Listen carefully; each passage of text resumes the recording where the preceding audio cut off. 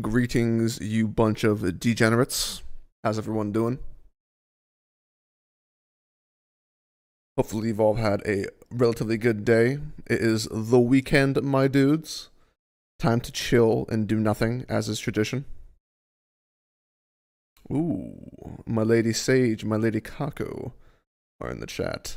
Welcome, welcome.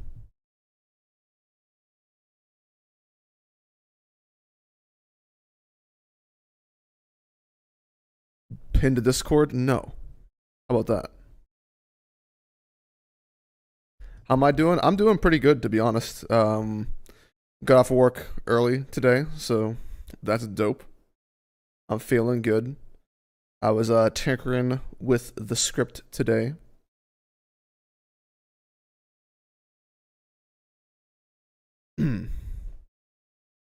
Yes, everything's great.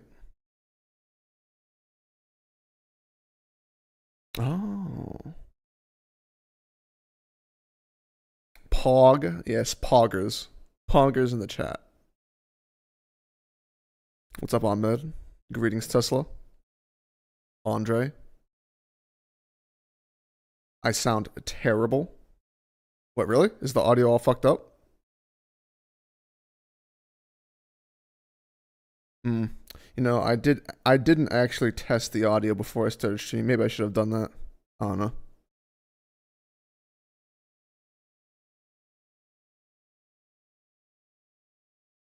Hey, Andre, don't get too hopeful.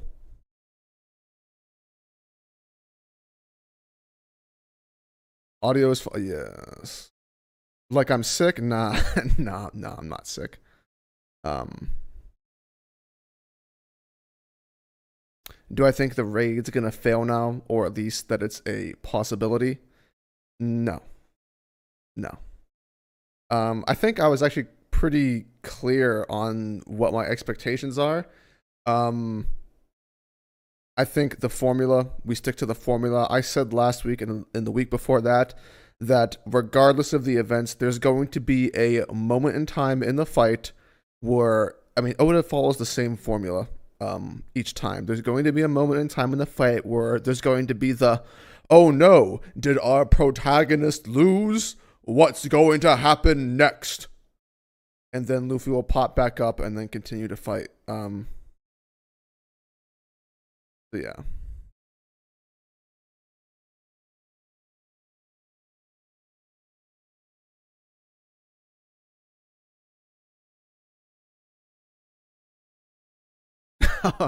Listen, I enjoy Twitter toxicity from time to time. No, I don't watch One Piece videos, Rico.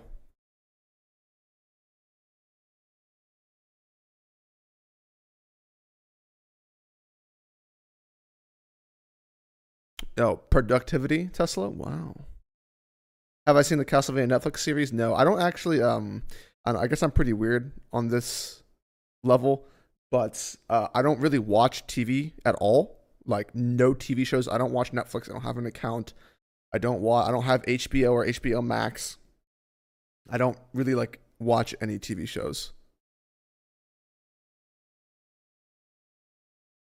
My TV is basically YouTube and Twitch.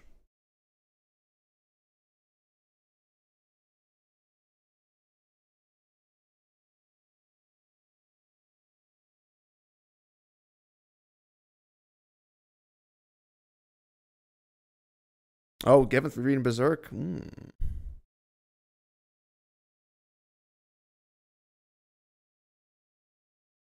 Basically, fake tension as usual. I'm not saying it's fake tension because like a lot of stories incorporate this, where it's basically the moment where the protagonist is like, they almost lose, but then they get up and fight anyway. And not necessarily fake tension. It's just that's the way it is. You see that in most One Piece fights, and you'll see that in a lot of other fights and a lot of other series as well.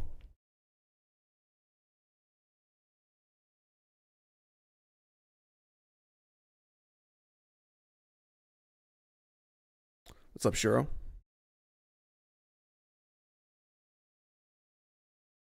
Ooh, Elmi, what's going on?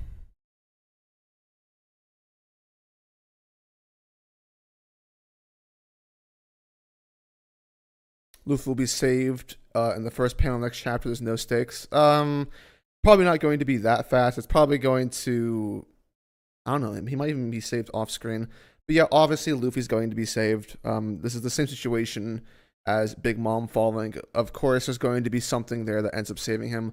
Luffy, it will feel like maybe it's a lot more convenient. We'll see. But obviously he's going to be saved.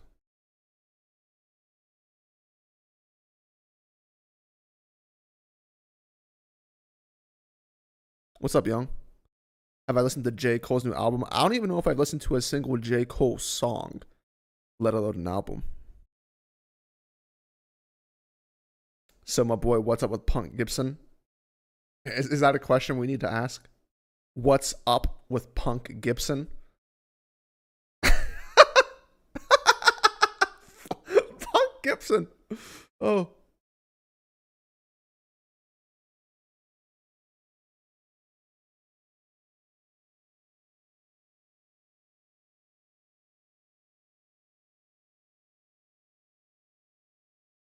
What's going on, Drake?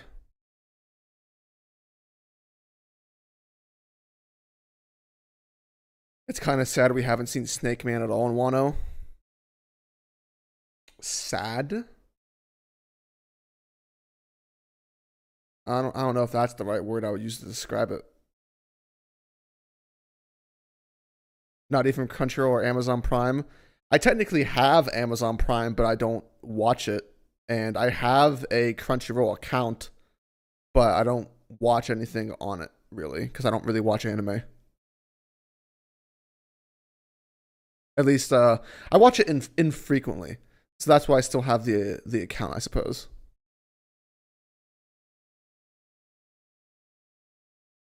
Yamato's Zoan reveal will save Luffy. I'm not saying you're wrong. That might be the case. Have I ever watched Spired for Berserk videos? Yeah, I've watched some of Spired's videos. They're pretty good videos for the most part. Do I think Snake Man and Tank Man are things used in those specific moments or actual forms? Snake Man should be an actual form. Tank Man should be an actual form as well, but we haven't seen it again. So.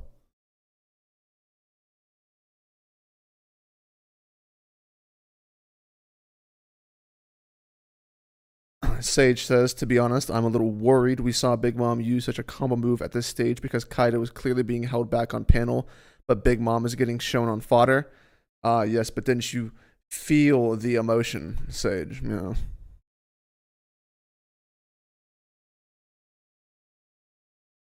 I meant that it makes Snake Man look like a one-time thing for Katakuri. I know what you mean, but was there really an opportunity to use Snake Man? I mean, there actually was an opportunity for Luffy to use Snake Man. Not that it would have been the proper form to go to. I don't know if it's necessarily sad we haven't seen Snake Man. It would be better if Oda kind of fleshed out the forms a bit more.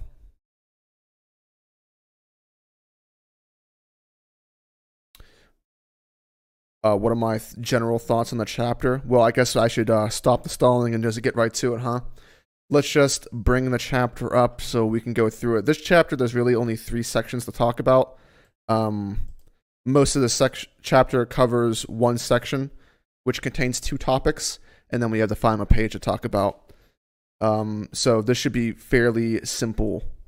So the first thing that kind of caught my attention and I assumed would elicit a pretty negative response in the community. I'm not sure if it has. At least among my friend group, people that are usually positive about One Piece actually felt pretty irritated from this moment, and I can see why. Which is the beginning part of the chapter where Nami basically reiterates her determination to defeat Ulti, and then she immediately is about to be negatived.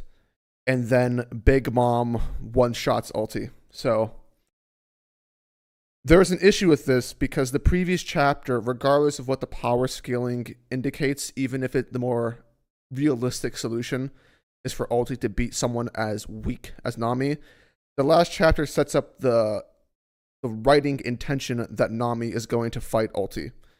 This chapter completely robs and makes the ending of the previous chapter pointless, because Nami basically just goes Kya, gets neg-diffed, and then Big Mom once again steps in and takes out another member of the Flying Six. And this is a lose-lose situation, in the sense that if Big Mom defeats a Flying Six, another Flying Six member, that means there are 2 Flying Six members she's defeated, which has taken away those members for the Straw Hats, and that's Big Mom playing an even bigger role in helping the Straw Hats and the Alliance win. On the downside, if Ulti and Page One get up, it creates the question of, like, how the hell did they get up? You would not expect people of their low of a status to get up from extremely strong attacks from a Yonko, a Conqueror's Hockey Punch, and then a triple attack from Big Mom's homies. So we have the lose-lose situation here, and it comes at the expense of Nami and Usopp's characters. So very disappointing on that front. Kind of hard to even cheer for Nami when she just keeps getting consistently shit on by Oda.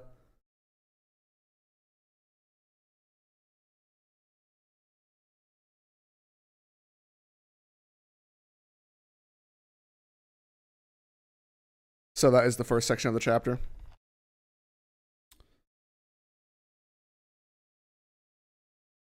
The next part after this is the part where Big Mom kind of goes crazy, and we see Zeus. So I don't really care. I don't see anything necessarily wrong with Big Mom's character in this chapter. I do see issues with this entire Zeus section, though, and this dates back to things that I've been talking about for, my God, how long has Wanda been going on? 3 years now? Maybe it's leading on. It's kind of hard to remember when it started. Maybe I think 3 years is roughly around the point in time where we have this Zeus section where, oh man, it doesn't really make a whole lot of sense, and Oda's obviously trying to play this up to be a scene greater than it is. And I think this is one of the reasons why the Zeus scene suffers from nobody caring about this section.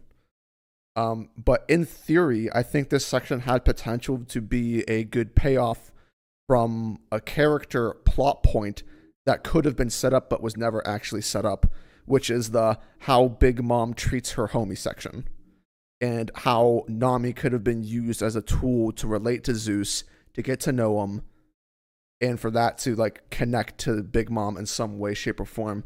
Because one of the things we have to ask from this Zeus section is, was there even a point of Nami getting Zeus to begin with? From the beginning, or from the end of Whole Cake Island to now, what was accomplished? Nothing. Absolutely nothing. And what makes this worse is that Zeus says something that is not true at all. Zeus talks about how he betrayed Nami's kindness. And this is, I'm assuming Oda's trying to go for the type of ploy here where Nami, as an owner of Zeus, was supposed to be different from Big Mom, but the reality is Nami was the exact same as Big Mom. Nami did not care about Zeus. Nami treated Zeus like shit, and the only thing Zeus got out of it was eating black balls. That's it. Nami didn't relate to Zeus. Nami didn't care for Zeus. Nami just saw Zeus as a possessive thing. And this is something that Oda could have fixed from Whole Cake Island to now, is if Nami and Zeus actually made a real connection to each other. So this moment would have something to pay off. And not only that, the logic behind the scene could have been better utilized, because Zeus is supposed to be a character that is clumsy, goofy, stupid even. And there are points in time in Whole Cake Island where Zeus acted in a manner contrary to what Big Mom wanted to do, which it would have made more sense in Whole Cake Island for Big Mom to have killed Zeus, because there are moments in Whole Cake Island where Zeus is selfish and then chases Nami, feeding him black balls, which inadvertently causes Big Mom to fall over when she's about to kill the Straw Hats. Yet Zeus doesn't really do anything wrong here in Wano. And it's one of the situations where we're supposed to suspend her. Like, Oda could have made it so that Zeus fucked up and there was like a genuine reason for frustration on Big Mom's behalf, but she's taking it too far with Zeus. Because what this goes back to, the point in time that Prometheus is talking about, which is like the breaking point for them caring about Zeus, is that Zeus, while being used by Big Mom, was taken away by law and then imprisoned by Kid, which there is nothing Zeus could do about. And then Big Mom gets her fat ass thrown off the island, and then that's somehow Zeus's fault. Okay. So you have a bit of a combination here where the Zeus plotline doesn't matter. The writing behind it not particularly good, and it doesn't really relate back well to Nami. So there's that. I think that's one of the reasons why nobody cares about Zeus.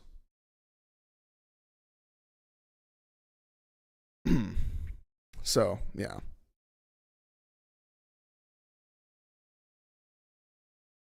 Oh, but there is something I should note here. This is something that I was waiting to be answered, and Oda actually answered this, which is, what is Hera? And depending upon what Hera is, there is a good and bad explanation. Oda went with the good explanation where Hera is in fact just another cloud, which is easy to explain how Hera was created, as opposed to actual lightning. So there we go. Oda chose the smart option. A good explanation.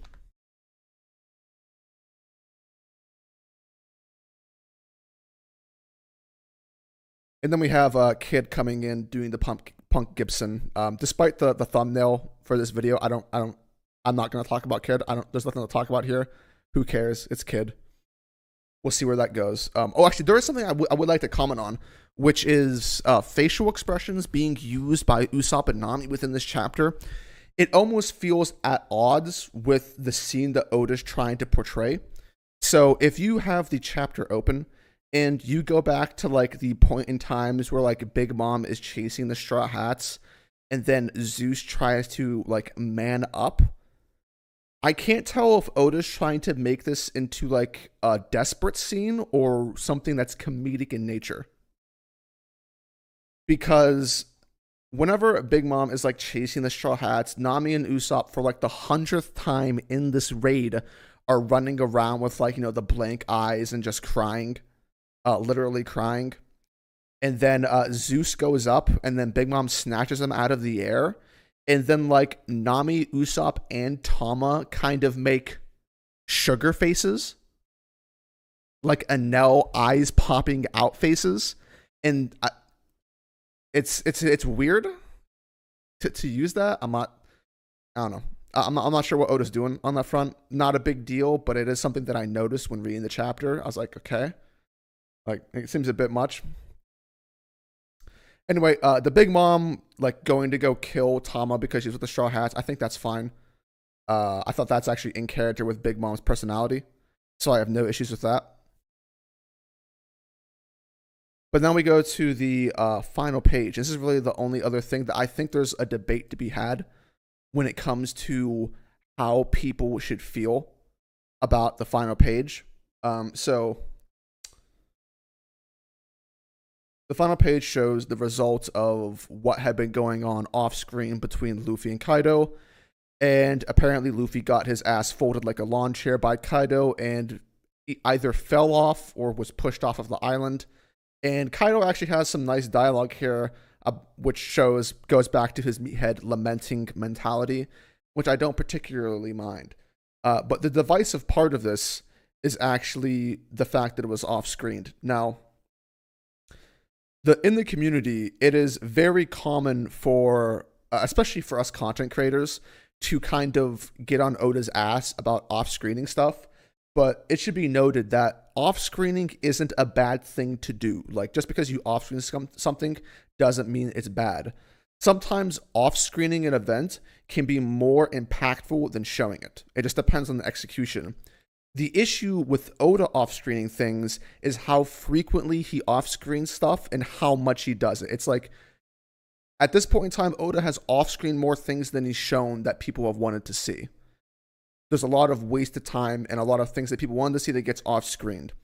Had Oda been showing a lot of the things that people wanted to see, Luffy being off screened here, I think would have been much more impactful. But as it stands, it's almost like a frustrating / comedic moment, because the last time we saw Luffy was him saying that he's got this, and now he's getting his ass thrown off the island. If Oda didn't have this issue where he just kept off-screening everything, I felt like this would have the shock needed in order for the fandom to be like, oh, what? That's crazy. What? Oh, no. But it honestly just comes off as frustrating. Like, oh my, we don't get to see it again. Because it's not the fact that we just didn't get to see it. It's the fact that it happens again. Like, again? Oh my God. Like, I would love to have seen the moments that led up to this to make me actually care. And the same can be said with a lot of the characters. Like, you know, Usopp and Nami's attachment to Tama. Not really believable. It's just kind of there. So there's that. So there's the debate to be had on whether or not Oda off-screening Luffy being defeated by Kaido is a good move. And I think an argument can be made from both sides, but as a fan, I think naturally people will lean towards one more than the other. Also, this is something that isn't a critique of the writing of the chapter, but I wish this was something that Oda used more frequently in his artistic repertoire. For moments like this, I really wish Oda would have put Luffy falling onto its own page, because whenever your eyes go onto the page, the first thing you're going to see is Luffy falling down rather than Kaido's dialogue. So there's not much of a surprise. Like, it's not as shocking to lead up to it as like a moment. Like in the anime, the way this is going to be portrayed is that Kaido's on the rooftop talking, and then the episode's going to end on a visual of Luffy falling down. I wish that Oda had an entire page dedicated to showing Kaido's facial expressions and him talking, and then the last page of the chapter would be the reveal for Luffy, because I feel like that'd be a lot more a better usage of visuals. And that's something that I have a critique with Oda to begin with, is I don't think his paneling has been particularly good for a long time. But yeah, that's not a critique of the writing. That's just a critique of the presentation or a suggestion.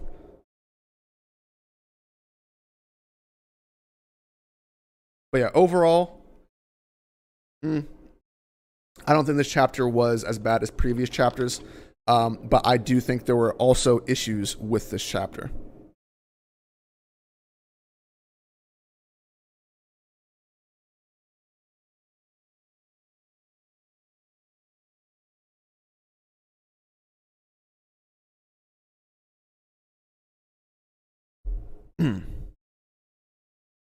But let's see, what do I like about this chapter? We'll say that I liked Kaido's dialogue. I like the panel of like the combined attack from Big Mom, even though I didn't like the result of what it accomplished. I thought that was a cool looking panel.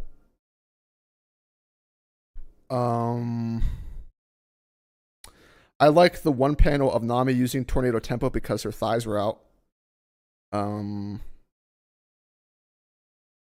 Outside of that, that's about it, I think.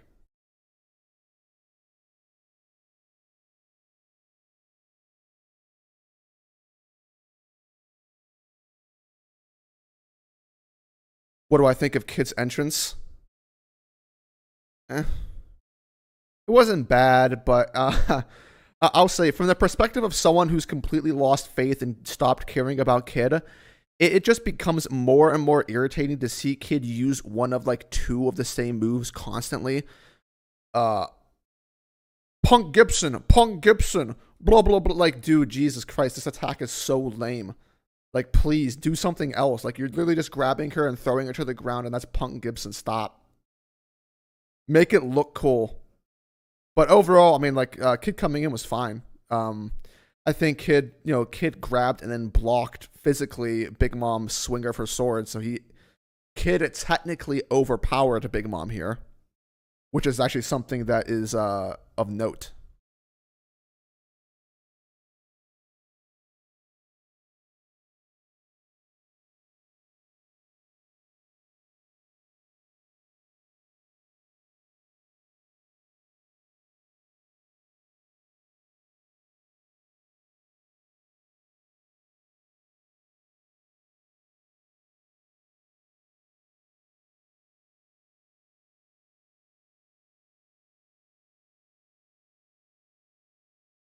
What are my thoughts on Zoro killing Kaido?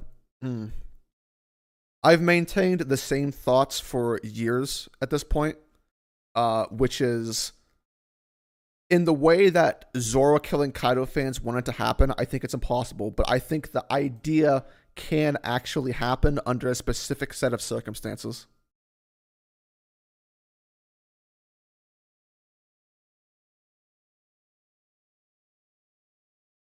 Dritz, would it be bad writing if Luffy falls on the Big Mom pirate ship? That would be ridiculously convenient.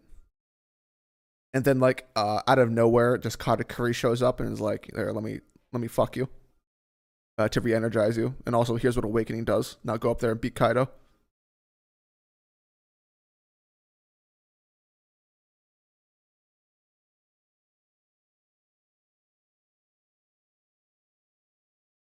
Chris, I'm surprised you don't see Luffy's immediate failure as an invalidation of Zoro and Sanji's trust. Invalidation. Thing is, I don't think like the contrast between Zoro and Sanji believing in Luffy and Luffy being defeated. I don't think those are necessarily bad things. Like Luffy losing, like think of it as like a significantly worse and nowhere near as a good of a moment as whenever like Crocodile and Luffy were fighting, and then Luffy told the Straw Hats to leave him, and like they were like kind of nervous, but they believed in Luffy to win. But then Luffy got his ass kicked. Like that's still one of the best moments in the entire series. I don't care what anyone says. Luffy versus Crocodile the first time, and the crew like kind of not really believing in Luffy, but like believing him at the same time, is one of the best parts of the entire series. So I like when stuff like that is kind of done. I just think the execution of Luffy being defeated could have been better.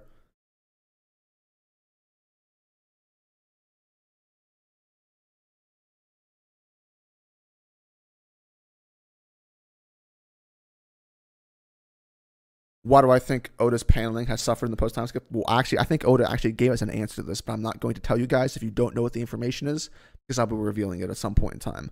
But Oda gave us the reason why the paneling's been so fucked up. What are those circumstances?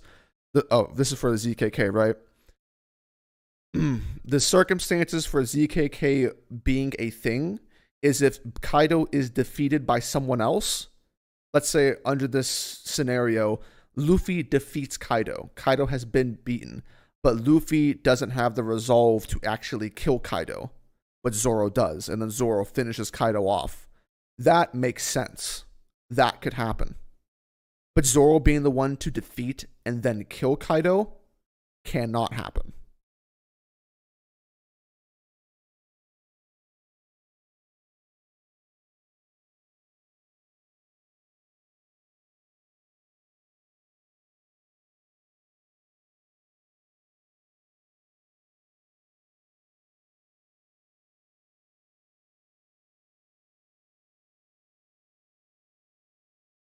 Was Luffy in base the whole time? We don't know. We do not know the answer to that. He could have. It could have been.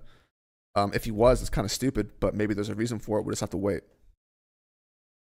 I will be patient for that.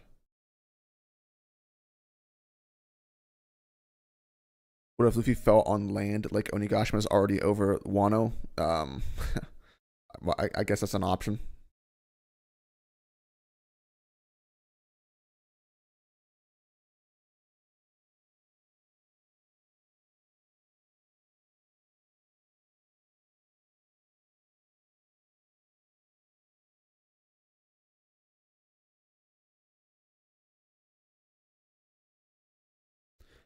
Pretty much an executioner. Yeah, essentially. That's the only way Zoro killing Kaido would really make the most sense. Zoro can't be the one to defeat Kaido.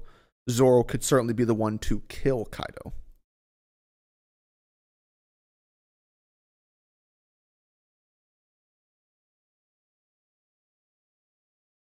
Hopefully, Act 3 ends and we get an intermission chapter. I think unlikely. If the act would have ended, it would have ended on this chapter.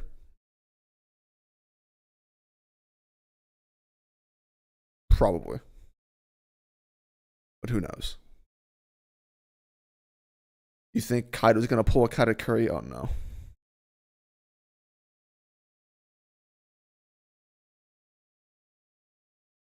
Luffy is going to fall on Big Mom ship so they can fall off the waterfall again. Huh. Oh, I mean, I can't say that's not possible.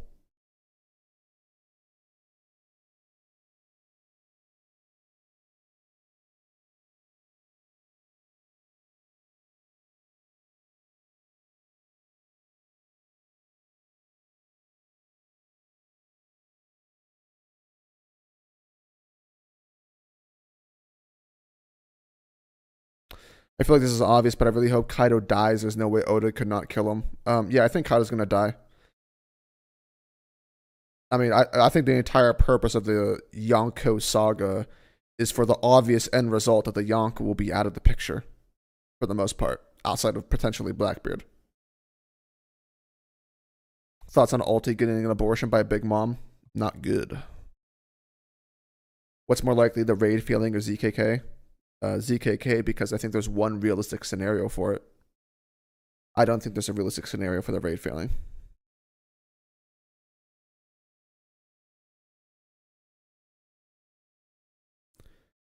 Dritz, do you think that Oda has the rest of the events of Wano mapped out? I'm sure he has it bullet pointed. I'm sure he does.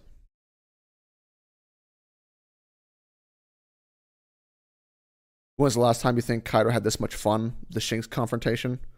Well, that'll be. Well, I mean, he technically should have had that much fun against Big Mom if he was fighting her for a day. But I guess she doesn't count. She's a girl, so probably Shanks.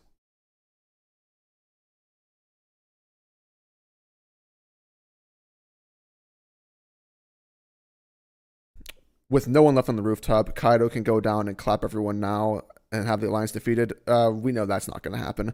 Kaido will probably stay up there chilling, and then Yamato will show up, and I don't know what that's going to do, but it'll do something. Um, and then the plot will move forward, right? $5 from the Sasha's Lord. Big Mom falling towards the sea cliffhanger. Luffy falling towards the sea cliffhanger seems reused. Yeah. I mean, there are similarities there. It's not nearly as bad as the lame ass chapter endings we got in Whole Cake Island with Sanji. Nothing could be as bad as that. And if you guys don't know what I'm referring to, maybe you guys don't remember, but there were two chapters, 12 chapters apart in Whole Cake Island, where the chapter ending is literally Oda redrawing the exact same panel and having Sanji essentially say the exact same thing. And the only difference in the panels is like Sanji's hair is like flipped up in one of them. For some reason, Oda drew the same picture twice for the ending of two different chapters. It was weird. Did I like Kaido's speech? I actually did. Yes, I liked Kaido's speech.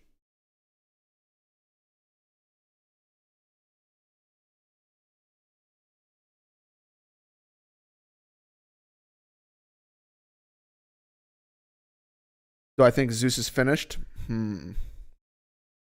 Is Zeus finished?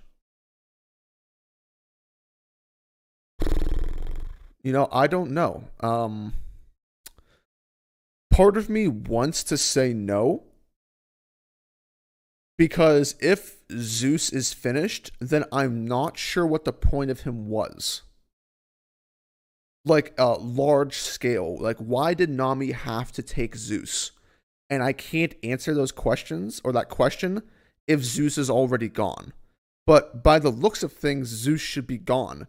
So the only explanation I have is that Zeus's consciousness or soul was like still alive inside of Hera or something. Um so yeah, I mean I would have to assume there is something more to Zeus, that he can't be gone.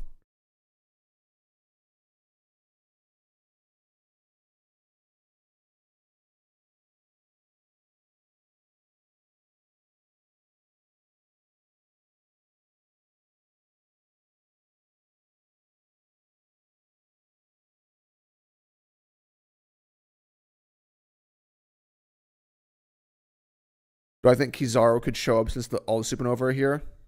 Um,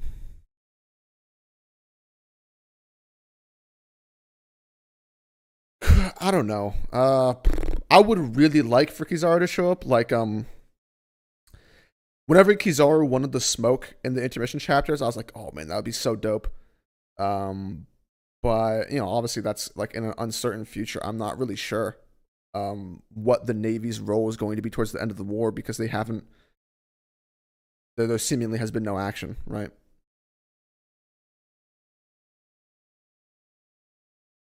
Nami has to get the Soul no Mi. No, please God, no.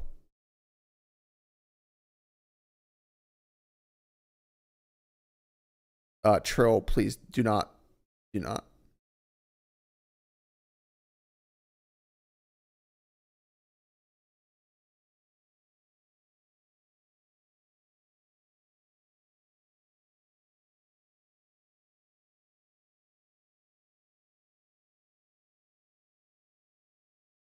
Kizaru should be. I mean, Kizaru really should be fired. He didn't arrest anybody. One of the other criticisms from one of the only criticisms of the Sabaody arc, to be honest.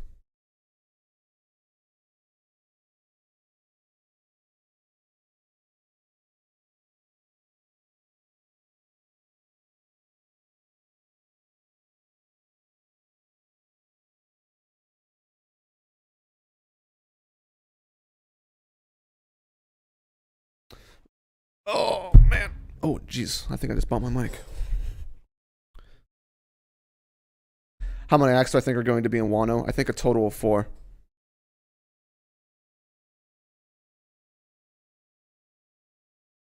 I'm calling it now. Robin and Black Maria is off screen too. Well, that's Robin and Brooke versus Black Maria. Okay, it's not a solo fight. Get out of there.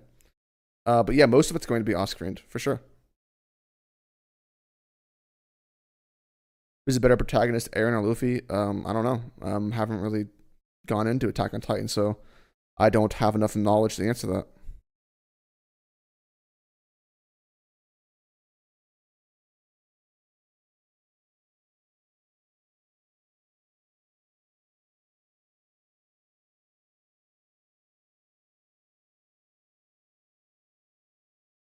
They went there for supernovas. Anything else with scraps? Yeah, basically that. So does Kaido's speech mean he's not human? No, I don't think it necessarily means that. If you wanted to extrapolate it to like the nth degree, then yeah, I guess it could mean that. He could just be talking like philosophically.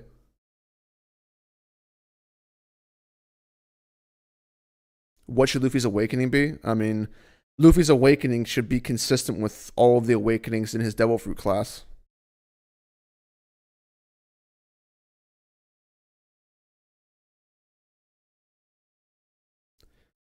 Are all of the Straw Hat fights going to be off screened? I think for a vast majority of them, yeah.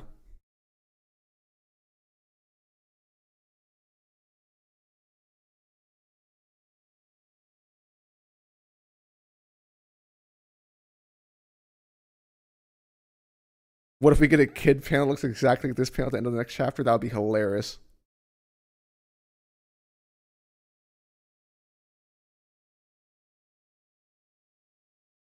Oda only loses fans by off-screening and constantly cutting away from fights. I don't know if he's not necessarily losing fans, but he's creating more frustration. The more and more you off-screen, the more and more your audience will become dissatisfied for obvious reasons.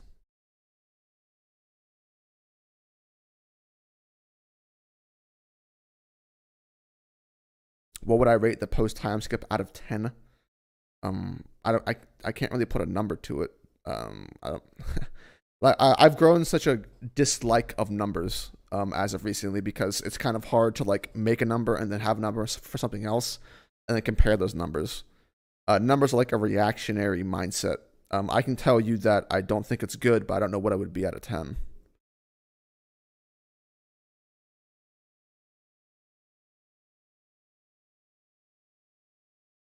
Other than Griffiths, what other great antagonists in Berserk? I think Rosine is one of my favorite antagonists of all time, actually. Um, also a big fan of the Count.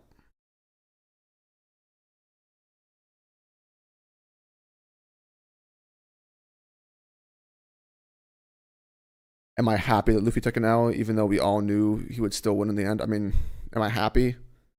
No. I mean, I don't think I really care. Um, I basically said that this was bound to happen. There's always a moment where Luffy's going to look like he lost and then come back.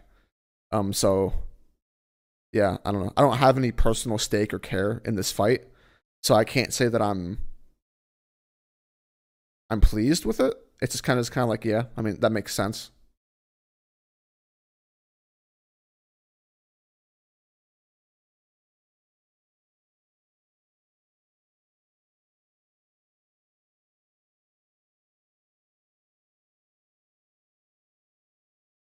But I think we might actually see Jinbei versus Who's Who because of the mystery identity with him. Why I think it's kind of like, yes, we're going to see the conclusions of fights and we're going to see the climactic versions of every fight. Whenever you off screen something, it doesn't mean you off screen the entire thing. It means you off screen sections of the fight. So yeah, I mean, most of the shots fights are going to be quote unquote off screen, but we're going to get a conclusion for them. That doesn't mean we're like, we're going to come back and the person's going to be already defeated.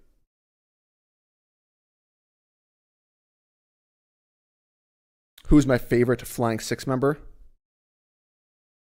Favorite Flying Six?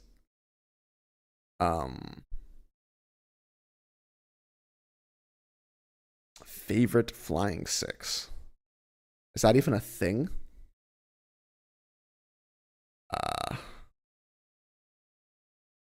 No, I don't have a favorite one. I don't.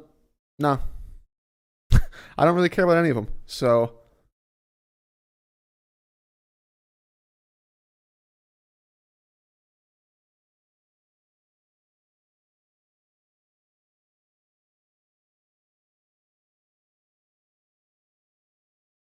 does Luffy have a marine rival? No, he doesn't.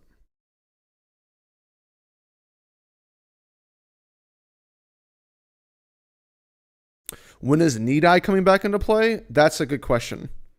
Um, my original headcanon was that Hiyori would reintroduce it for some reason or another.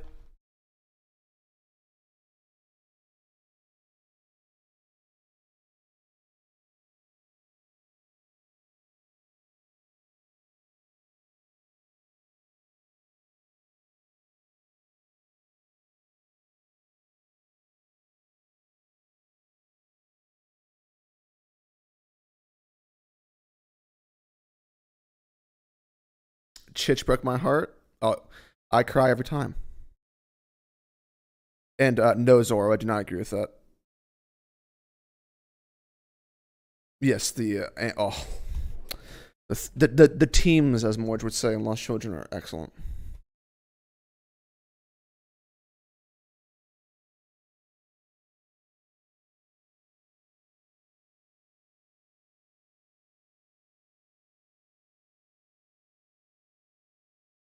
Ulti has a cool outfit.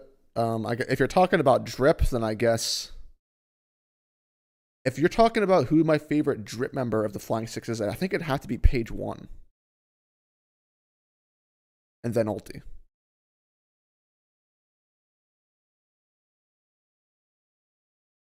Favorite number? I don't even know any of their names.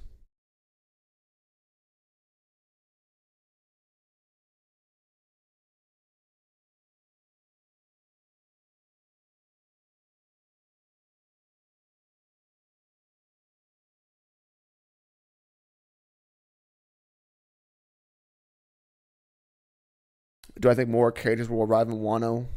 Hmm. At the point we're at now, it's kind of hard to say if. I don't feel like there will be any more outside characters until maybe like the climax, it feels like.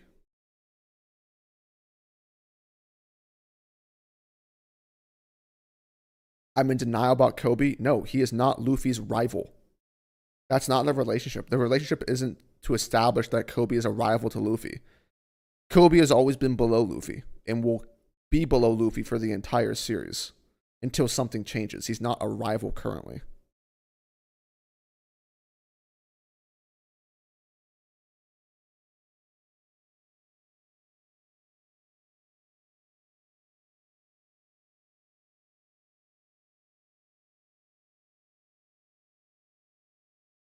Is there any way Oda can get you to have faith in Kid again as Luffy's rival?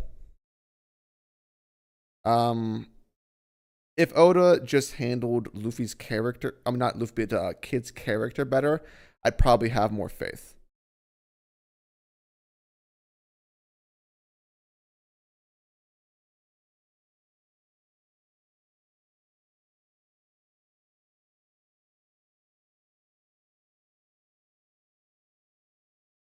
You know, Confusion, you need to get an identity, man. You need to, like, just everything that comes out of your mouth is about sucking Kobe's Shota slong. All right? Think of something else.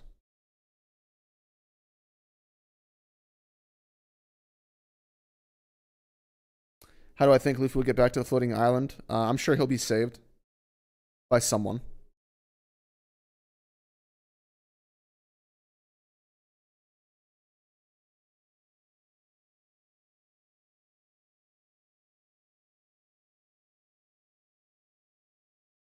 Yo, Crimson, I'm sorry, man.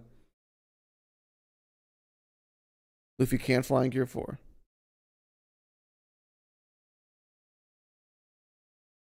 My boy, you think it's coherent that Marco can stall two commanders? I think we're forgetting the disrespect King of Suffering right now. Is it believable that someone like Marco can stall two commanders? Yeah, I think that's fine. The issue with the stalling the commander stuff is that Oda's doing it in an absolutely lazy ass way.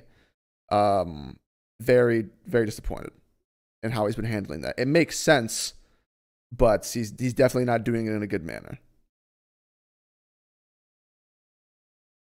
But I think Crocodile has his own syndicate of rogues in the New World, like he did in the pre-time skip. I think that's possible. Is Zoro done with the raid? No, it's done. Like what we probably have like what 30 or 40 chapters left before everything's said and done. There's no way Zoro's done for that long.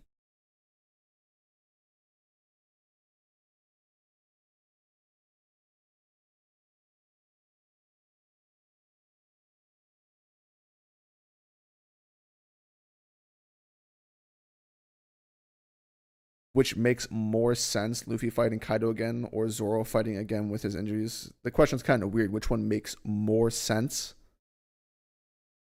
I don't. Man, it's kind of a weird way to phrase it. I mean, Luffy's not even really hurt right now, so they can both make sense. Luffy has more character motivation, obviously, and more reason to. But I mean, like they could both, I guess, make sense.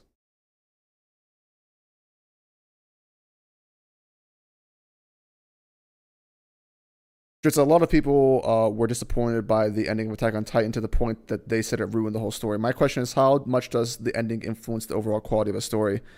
Rahul, that's a really good question, actually, and I think it really depends on the story.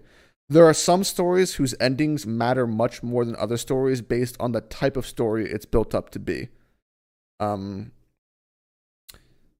It helps for like a lot of stories help whenever you can section off and conclude character arcs and plot points within specific arcs.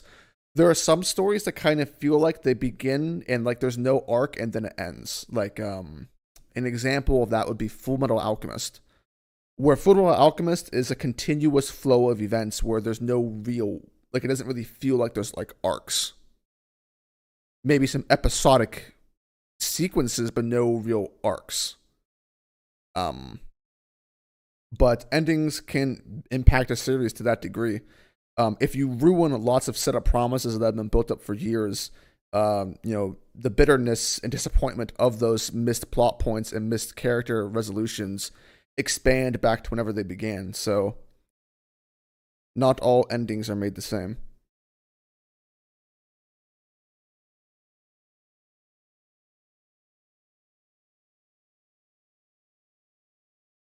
When is Shanks coming to play? Is this supposed to be the year he makes his move? Is it really going to be one interlude chapter and that's it? Yeah, I mean, I think we'll probably get an interlude chapter somewhere. I don't know. Maybe the act will end soon. Maybe we'll see Shanks. Who knows? I don't know. But he'll come into play soon. I don't know if I believe the exact time frame Oda said that it would happen this year. But yeah, he's obviously on the move.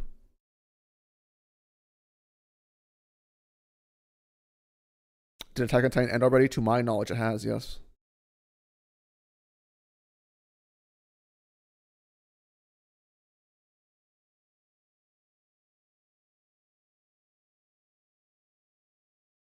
Which is a better main group, Team 7 or the Straw Hats?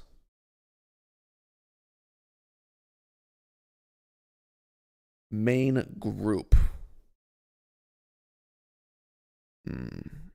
So the question's a bit layered because if you're talking about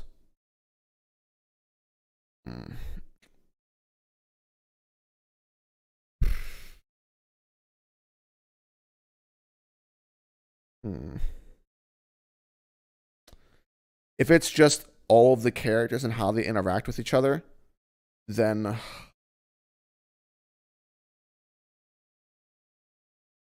hmm. Naruto and Sasuke versus basically all the Straw Hats.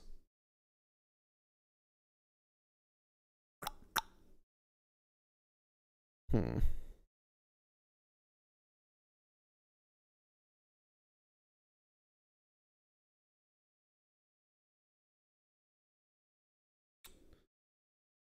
I don't know. I don't know because this is obviously going off of the entireties of the story, and I do like the relationship between the Straw Hats in the earlier half of the story. Although I don't think they ever reached the highs that Naruto and Sasuke had, but there could be more moments if you combine all of the people together.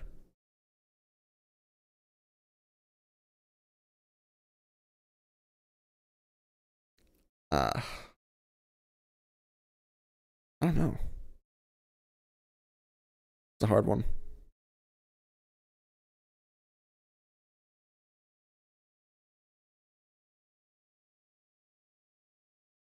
Oh no, is it at least better in any way than the Game of Thrones ending? I don't know. I haven't read Attack on Titan, so what's your opinion on Brooke's character overhaul?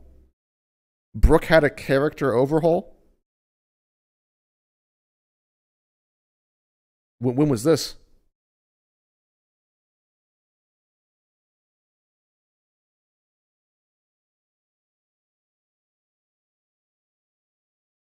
How you just described FMA is how you would describe Boruto? Really? That's interesting.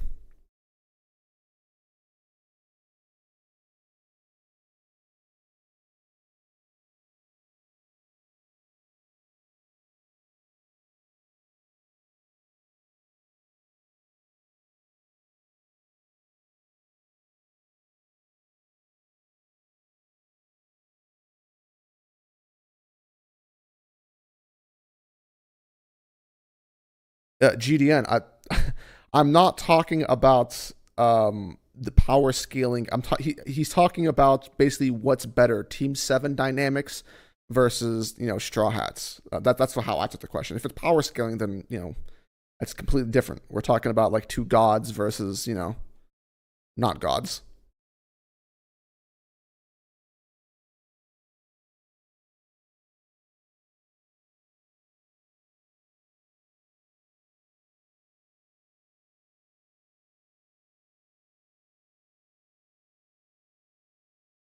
Let me rephrase the question. Which is our oh, you struggling? Which is our better as characters, Team Seven or Straw Hats? Yeah, that's what I assumed your original question was. Um, and I don't. I would say Team Seven is far more consistent than the Straw Hats.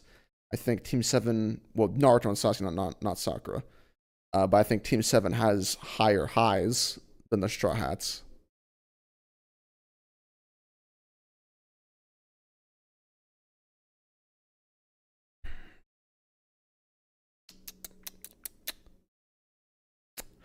I don't know. I really enjoy the dynamic between Naruto and Sasuke.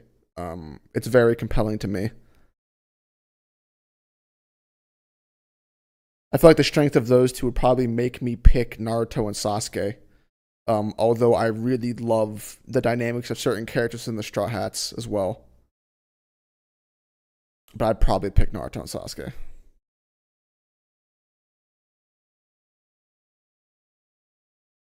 Which is better, FMA or One Piece? My opinion, I'd probably pick. I'd pick One Piece based on the pre-time skip. Although FMA is great.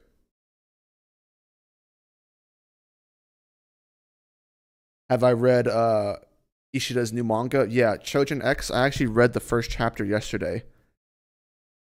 I must say I wasn't a particularly big fan of Chojin X's first chapter. I thought the structure of it was very weird. But it's a first chapter, so I'm not really going to judge it.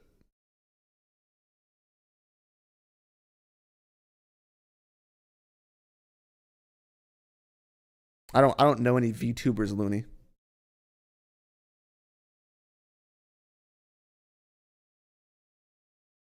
I have not read Billy Bat.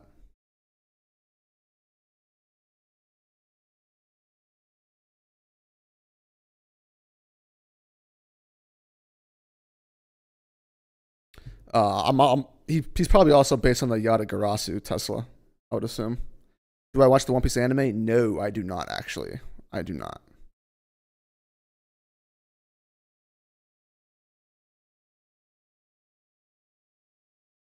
Who was better, Winry from FMA or Nami? Hmm. That's actually a good question. I guess it depends on what you're scaling it as. Hmm.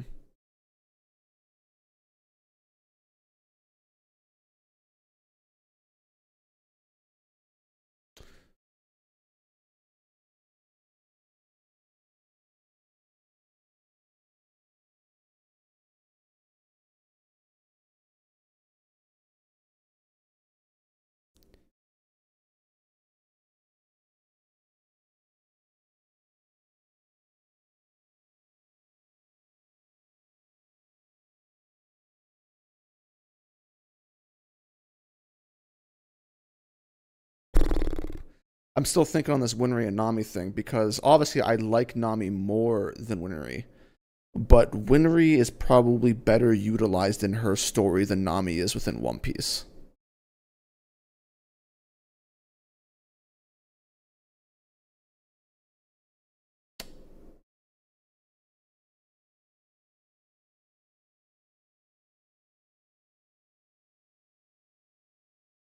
Damn.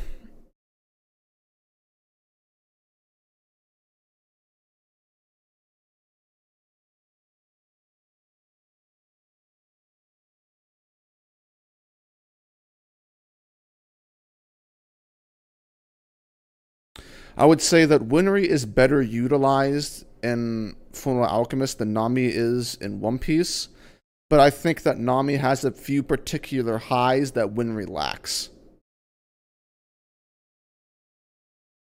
So I would probably choose Nami overall.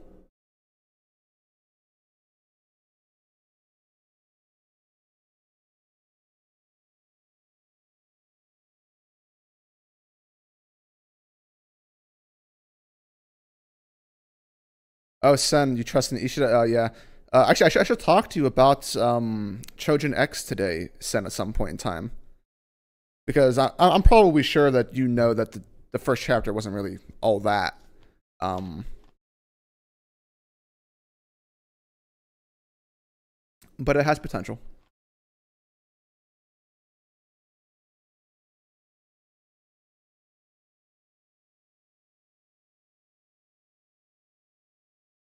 If Berserk had a bad ending, would it end up just like One Piece and Monster for you? It's hard to say. I won't know until that actually happens. I don't know. It's really hard for me to say because it will depend on how things build up towards the end. Like I've always said, and me and Sen Eto in the chat here agree on this, it's better to never finish your story than to have a bad ending.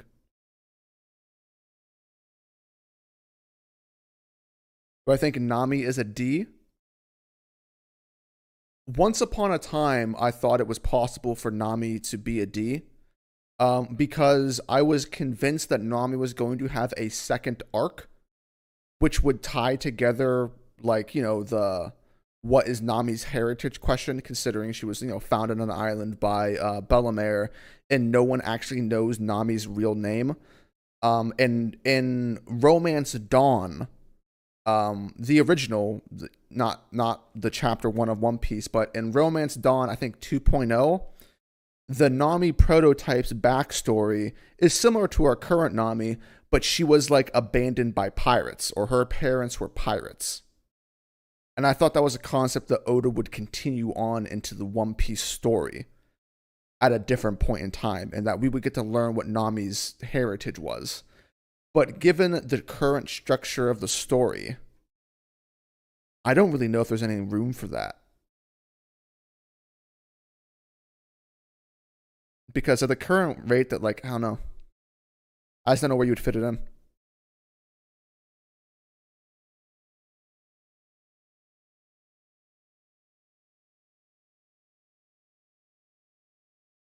Dritz, I have got to chapter 342 of Berserk, but to be honest, I'm a casual reader. Understanding the deeper themes is something I miss a lot. I feel. Any advice on understanding the smaller details? No, no skim. Um, well, outside of just rereading the story, I mean, there's a very easy way for you to go ahead and pick up on themes, which is basically just watch videos. Um, I think that helps a lot of people whenever they're trying to understand more. Like, for instance, recently I went through and played a couple Dark Souls games, and I've become a particularly big fan of Dark Souls games. But the way that I played them, which was basically just so I can entertain my brother, I didn't get to experience the lore and gameplay like I would if I was playing alone. So I went and watched a bunch of lore videos to help me better understand the story that I didn't do on my own. And those actually really, really helped me and increased my appreciation greatly for the lore of Dark Souls. And the same could be said of Berserk. If you go and look up some Berserk videos that try and help explain things, then I think it will help you a lot. Or just getting into conversations with people or asking questions.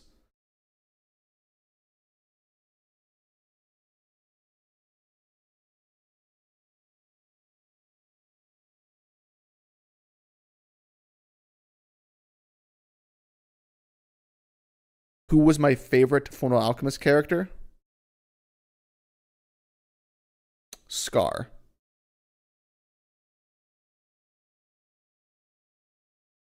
Which relationship do I prefer, Naruto and Sasuke or Gon and Killua? Naruto and Sasuke. And I like both dynamics. I'm a fan of Gon and Killua. I like the way it was executed. But for me, for my preferences, I found Naruto and Sasuke to be infinitely more compelling than Killua and Gon. For me.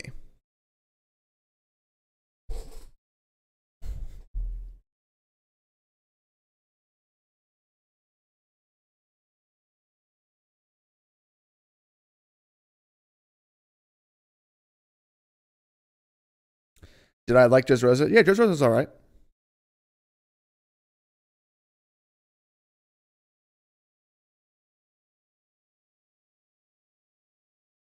Nami's one of the most important Straw Hats. Yeah, people like to say that, but is she actually? Is she? Hmm. I don't know.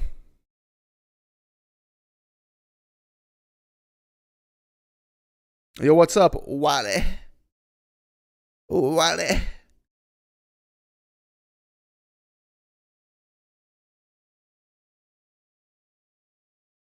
Yo, nice cap, is he? What's up, Wallace? You said you would stream for us. Yeah, I said that I would probably try to stream Dark Souls slash Sekiro. But then I felt like it would be stepping into a realm that I didn't want to go into, which was my brother asked me to play those games so that we could spend time with each other. If I introduce streaming the games, it takes away that bonding we could have just talking to each other and experiencing the game. I didn't want to interrupt that.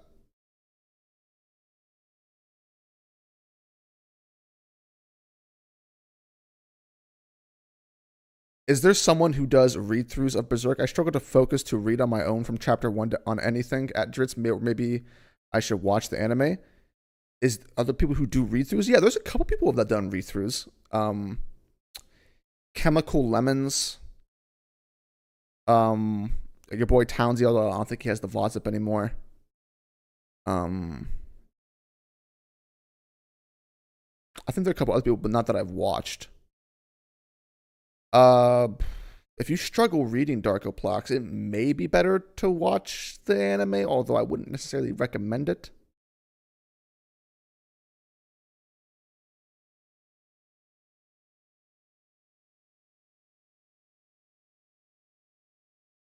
Because I don't know if you know this, but Oda once said that if he made Luffy older than 19, he would have to make him more mature. Do you think we'll see an older Luffy before EOS? I actually do know that. I made a video on that interview actually. I think Oda also said he would have to change the shape of Luffy's eyes as well to match Garp's essentially. But do I think we'll see an old Luffy before EOS? Yeah. What before EOS?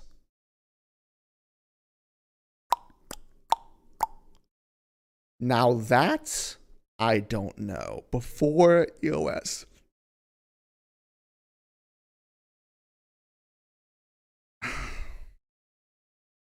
I don't know what the future holds for One Piece, but right now it doesn't feel like it.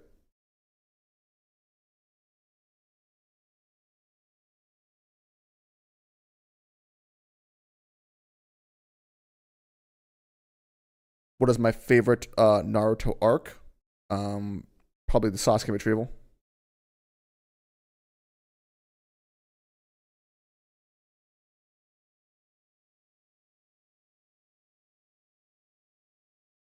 What would I rate Monster out of 10?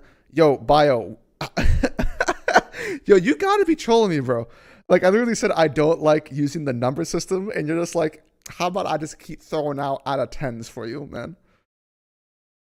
I don't know what I would rate it out of 10.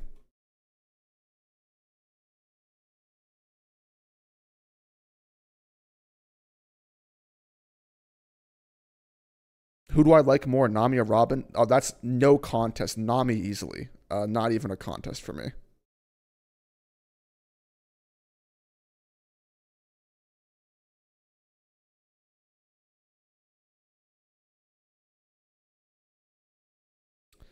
Olivia Armstrong, most badass female character ever in Shonen. You know, this is probably going to seem blasphemous. Fa. I don't dislike Olivia. I think Olivia's fine, but I am not an Olivia stan. I thought she was just okay.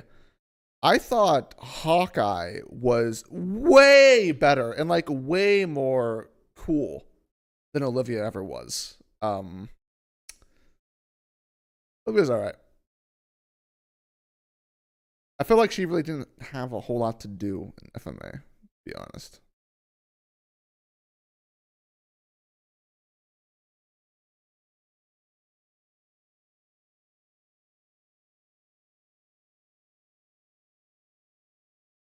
Why don't you like Senior Pink? When did I ever say I didn't like Senior Pink? Senior Pink's fine. What?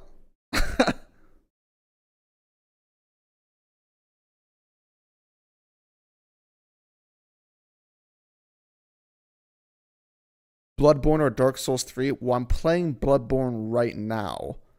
But for me, Dark Souls 3 was fucking amazing. I loved playing Dark Souls 3. Um, Insanely fun game to play. As of from the Soul series so far, I have played Dark Soul 1, Dark Souls 3, Sekiro, and I'm currently playing Bloodborne. Um, my experiences so far would be Dark Souls 3 number 1, Sekiro number 2, and then I'm playing Bloodborne. But I had fun playing Dark Souls 1 as well.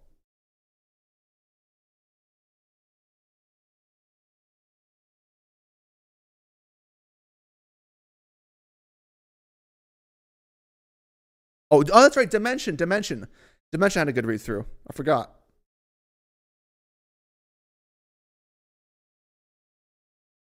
What's up, Mo? What's wrong with Robin? Well, I mean, there's nothing. There are lots of things wrong with all of the characters, but Robin lacks some of the basic fundamentals I like to see in my characters. You know, like character relationships, um, being in the story. You know, just some basics that I usually like to see in my characters.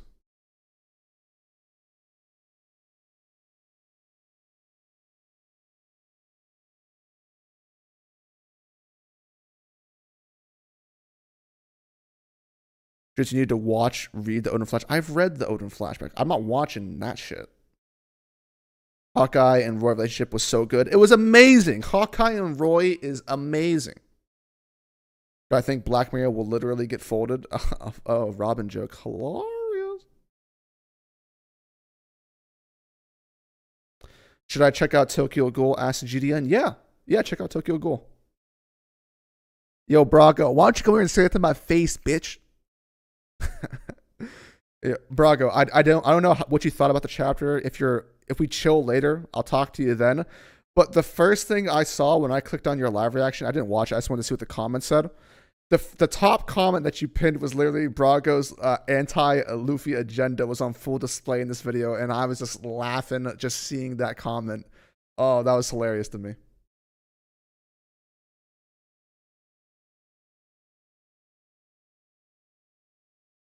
I need to stop hating on Odin? No, I don't. Odin fucking sucks. If you like him, I don't care. Go ahead and like him, man. That's you're at liberty to like whatever you want to like.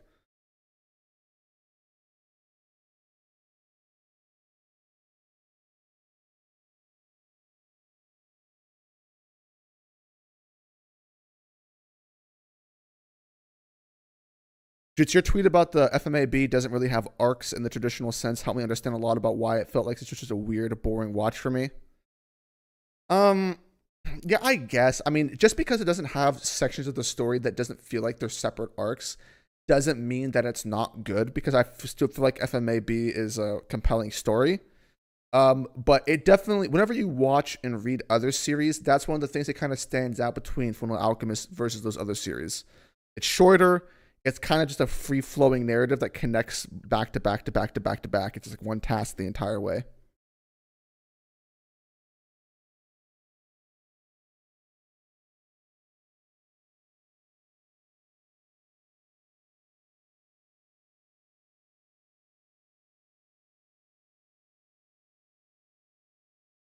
Does a series' worst arc being the first arc hurt a series? Well, I mean, having a worst arc is never a great thing to have, even though it's going to be in every series. But your first arc not being good is a lot more forgivable than the important arcs, the most important arcs in the series not being good. It's a lot easier to give series a pass in the beginning whenever they're trying to get their stuff figured out than it is whenever they have their stuff figured out and they still can't deliver. That's often why you see a lot of beginning series, like the beginnings of series, can be like a little shaky at times. What do I think about Kratos as a character? I don't really know much about the God of War story. I only played God of War 2 on my PS2 as a kid. The only thing I remember from that game was spamming the triangle button and wanting to see the sex scenes. Favorite homunculus in FMA?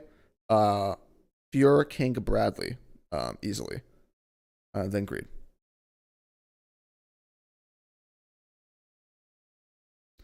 Let's see. I've played every Souls game at least twice. I've got them: Bloodborne, Dark Souls 3, Dark Souls 1, Sekiro, Dark Souls 2, Demon Souls.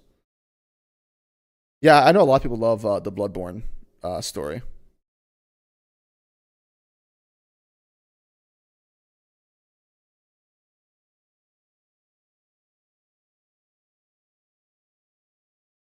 Speaking of Odin Flashback, the anime did some hilarious quote unquote improvements with the fight of the Scavengers versus the Beast Pirates. Oh, a word, Wally.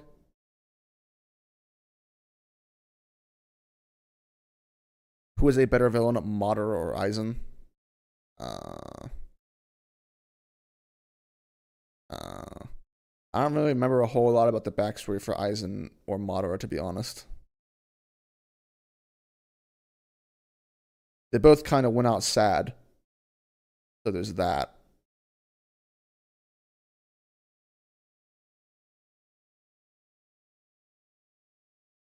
Oh no.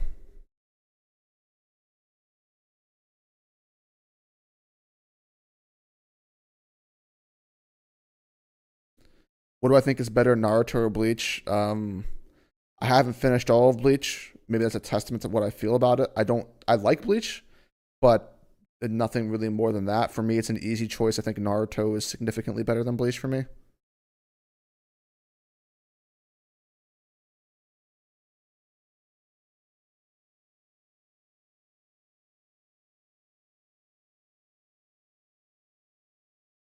$5 from Mo, my boy Mo. Just I need your thoughts on Kid and Law versus Big Mama. I know you see my boy Kid. My boy Kid. We got a Kid believer in the chat. Eustace Kid. Thoughts on Kid and Law versus Big Mom? I mean, yeah, it'll probably happen, dude. They won't win, but I look forward to it. Question mark. It'll be interesting to see what it takes because I'm not sure. Like I've said before in previous iterations of talking about Kid, it will be an issue for character continuity if Kid does not go back up to Kaido. If Kid stays here with Big Mom, we have a break in character continuity.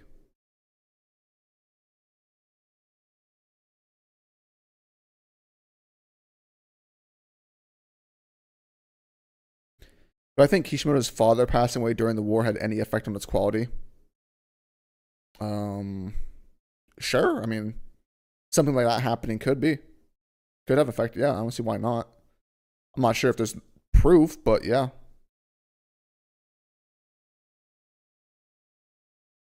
What bosses gave me the most trouble in my Dark Souls 3 playthrough? Okay, so this one I actually remember. The hardest boss I faced in any of the Souls game was the first real test of Dark Souls 3, which was the Abyss Watchers.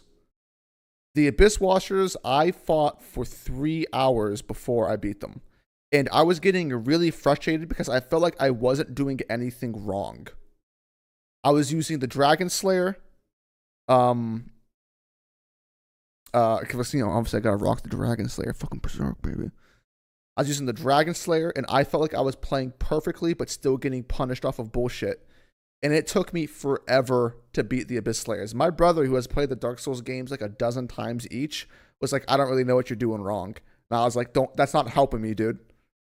I was so frustrated playing the Abyss Watchers. But once I got through the Abyss Watchers, I played very well against basically the rest of the game. I feel like I was actually pretty good at those games. The next hardest bosses after the Abyss Watchers for me. Let's see. I struggled a little bit with the Nameless King. And really enjoyed that boss fight, by the way. I thought that was a cool boss fight. Midir took me a while to beat, like 2 hours. Because I didn't know what the proper strategy was for beating Midir until like an hour in.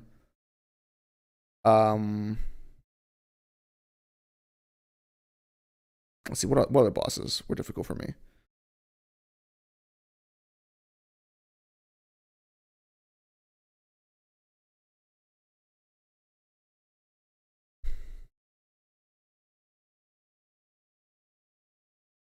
Gale took me a bit to beat Gale.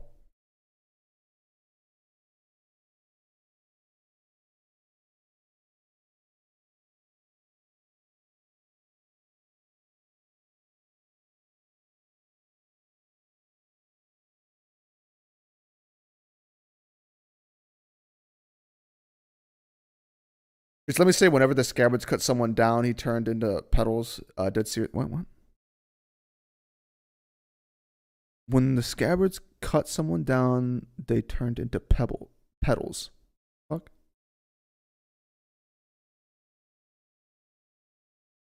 Any guilty pleasure anime manga? Mine is Detective Conan. Oh, I probably have to think about it. Yeah, I definitely have some.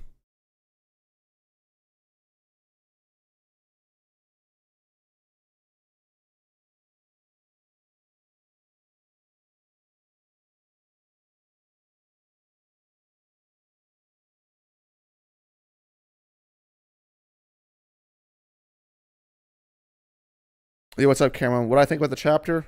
Eh. Isn't Dark Souls inspired by Berserk? Yes, it is. Yes, it is. Who do I like more as a character, Zoro or Sanji? Easily Zoro. Sanji's my least favorite character in the story. So, and I am a fan of Zoro. Well, was a fan of Zoro.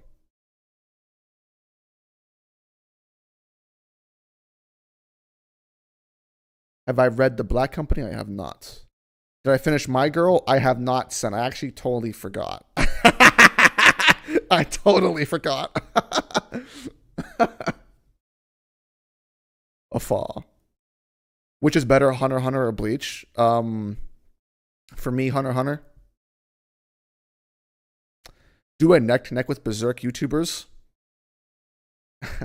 You know, in the One Piece community, I feel like I'm pretty known as like a Berserk lover. But the Berserk people probably don't even know who the fuck I am.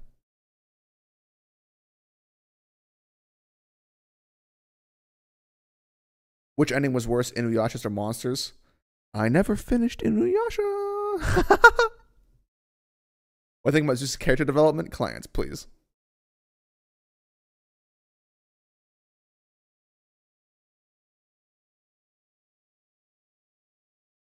I'm sorry, son.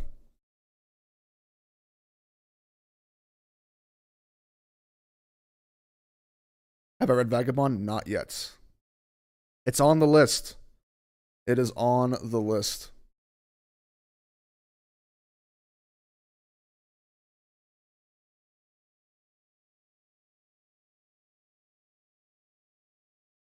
Who do I think is the better child character in One Piece? The better? So I guess I can't choose any of like the Straw Hats, right? When they were kids, it's like a separate character that's a kid. Okay, well, if that's the case, my favorite child character in One Piece that isn't a main character. Um, Let me think here.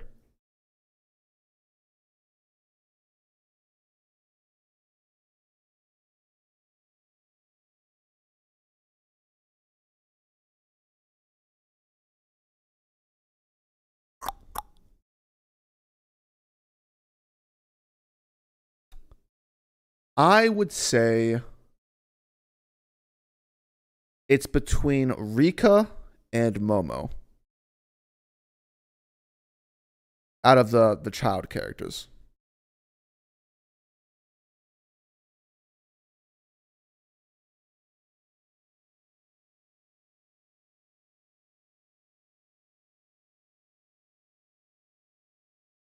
Yeah, Dritz, Berserk vids. Why don't you do them? You love Berserk so much. There's actually a reason for that. Parole. I do have a reason why I haven't done them yet.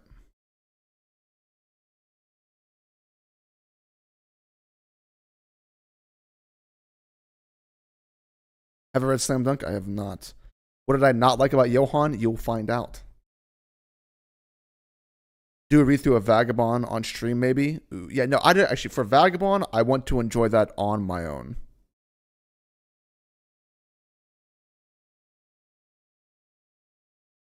Yeah, and if I don't like Vagabond, Fiji's probably gonna break.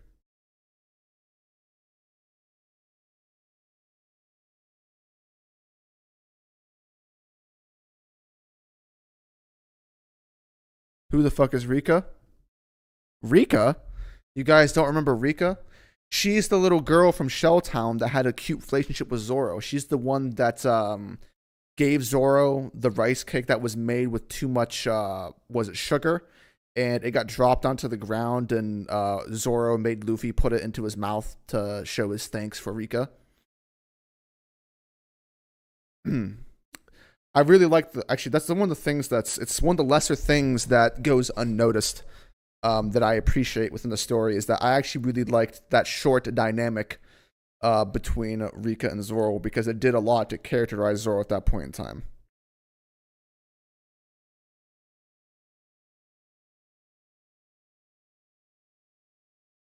And for Momo, I like the potential that Momo showed during the post time skip. Hasn't capitalized on it, but I liked what he was like prior to Wano.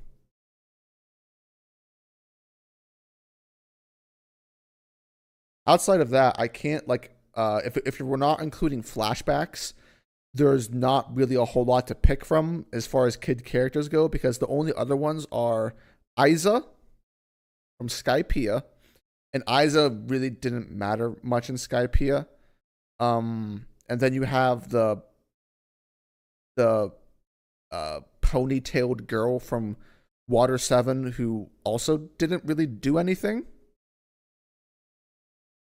And then from that, you just have Momo, Toko, and Tama.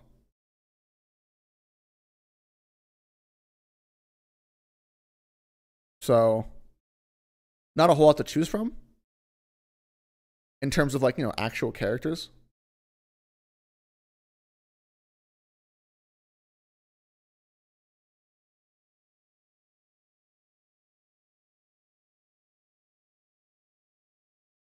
Didn't Dritz have a kid in Cole's top 20 girl stream? I'm pretty sure that was Rika.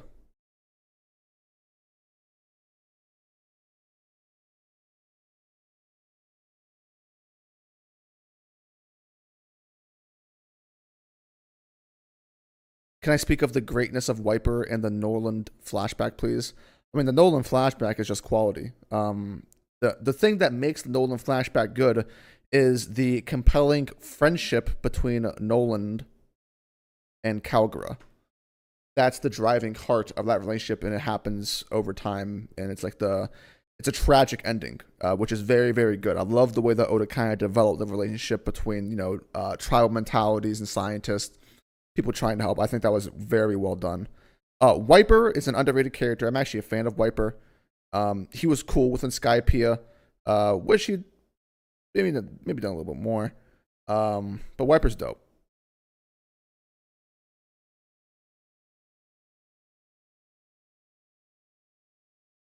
Was my favorite Shakespearean play. Haven't read Shakespeare since high school, so can't really comment.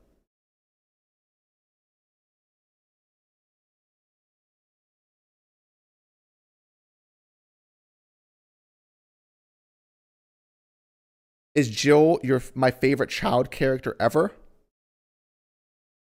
Never mind Shirka right there. I was gonna say Sen. That's interesting. Jill's up there though. Jill's in my top three. Um, but yeah, it would be baby girl Shirka as my number one. Must protect. Shirka, then maybe Chich, Jill, then maybe Yotsuba, and then March though. Ooh, but March. Maybe March. Ooh, I don't know. Between March and Yotsuba. Oof, that's hard. I love March so much. Two different kinds of characters though. There's a lot more emotion behind March.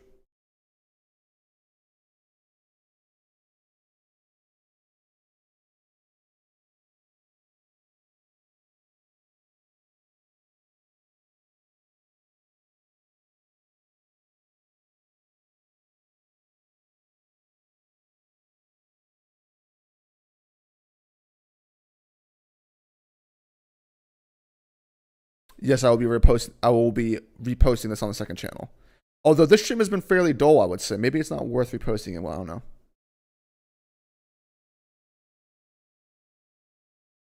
know. Worst One Piece flashbacks. Odin, obviously, worst flashback in the series, as far as I'm concerned. Easily. Um, After that, Katakuri, maybe. Pudding.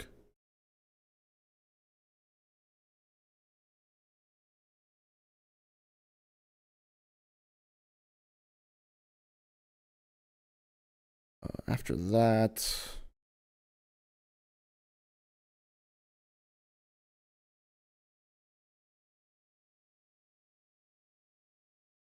Let's see. After that.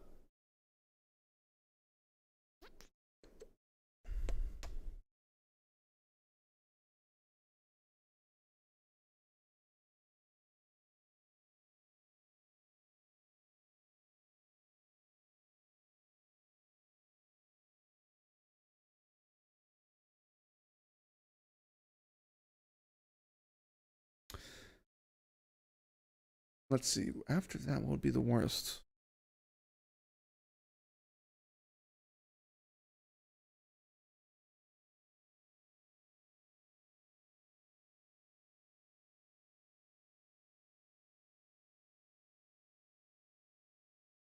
Hmm. Maybe would it be? I don't dislike the rest of these flashbacks. Maybe Rebecca's, Frankie's would be the next one. Actually, maybe it's Usopp's. Usopp doesn't really like have one though. It's like extremely short and it's not really a flashback. It's like a 1-page flashback. I don't know if that counts.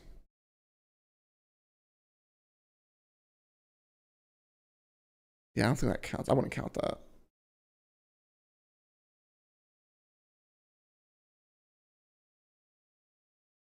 Um,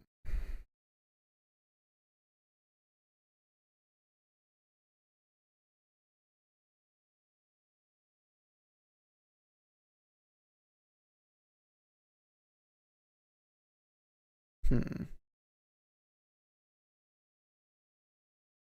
Maybe Zoro's then?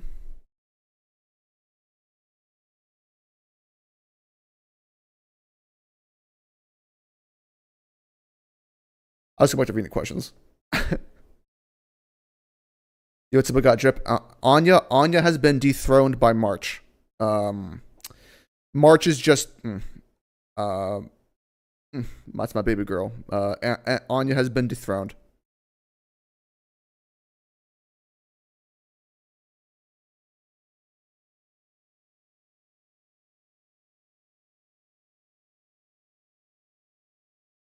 Dritz, do you think maybe Momo senses that Luffy is falling, then uses the clouds to catch him?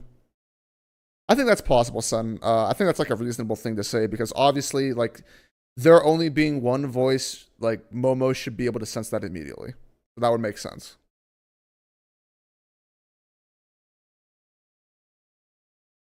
Do I like Frankie's flashback?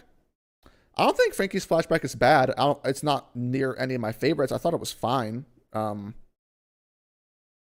But I don't see anything a whole lot wrong with it.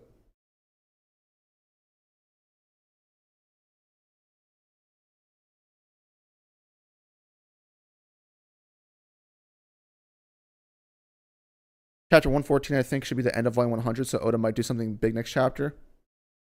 Fair point, son.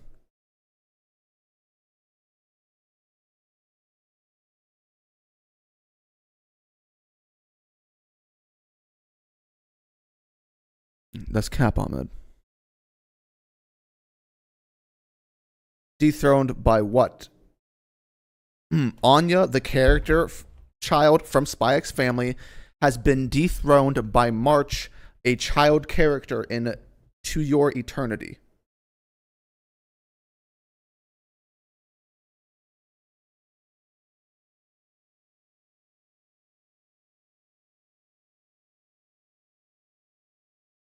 March is, oh my god,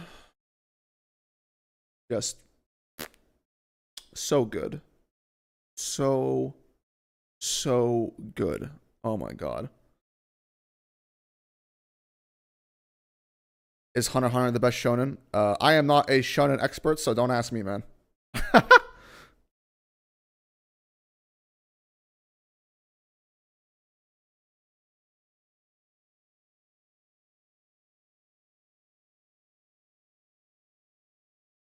Davy Backfight is amazingly boring. It is boring. Wait, Dritz, do I like Big Daddy Katakuri? No, not really. I would have liked Katakuri if he was written well and wasn't like the part of like the worst fight in the series. Um, if Katakuri was executed well in the character that he was kind of meant to be, then I'd probably like him. But as of right now, he's just like he's cool, but I don't like him.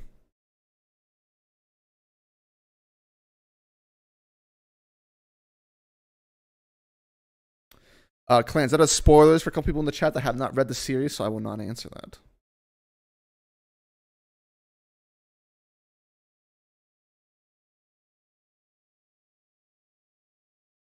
It's not Cat Mo. Oh, I'll tell Dizzy Looney. I'll tell Dizzy just to read those few chapters. I think Dizzy will agree with me, man. I think Dizzy will agree with me.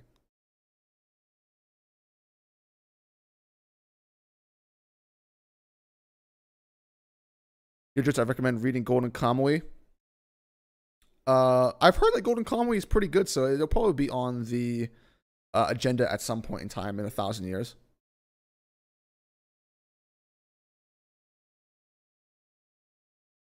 Which manga are on my to read list, and which are you currently reading through? Currently reading through To Your Eternity. I guess My Girl, Sorry Sen, and what am I reading right now? Let me check my tabs. What else am I reading?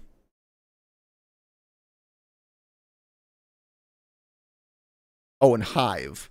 I'm reading through Hive as well. Manga on my to read list. Vagabond, Attack on Titan, Vinland Saga, Chainsaw Man, JoJo, Oyasumi Pon Pon,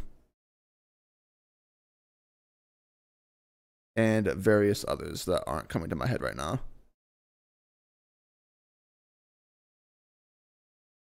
Who is my favorite Yonko commander, if I have one? Yonko commander.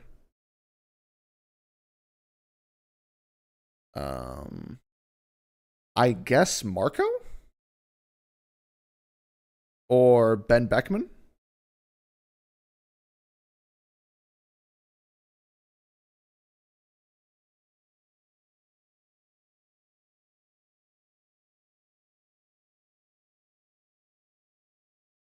Do I like Luffy versus Usopp? Oh, yeah, Luffy versus Usopp is fucking amazing. Luffy versus Usopp is gas, as the Twitter folk would say. Great emotionally impactful fight that had good build up to it and started a great plot point for the story. Amazing. Fabulous. Gorgeous. Fucking amazing fight.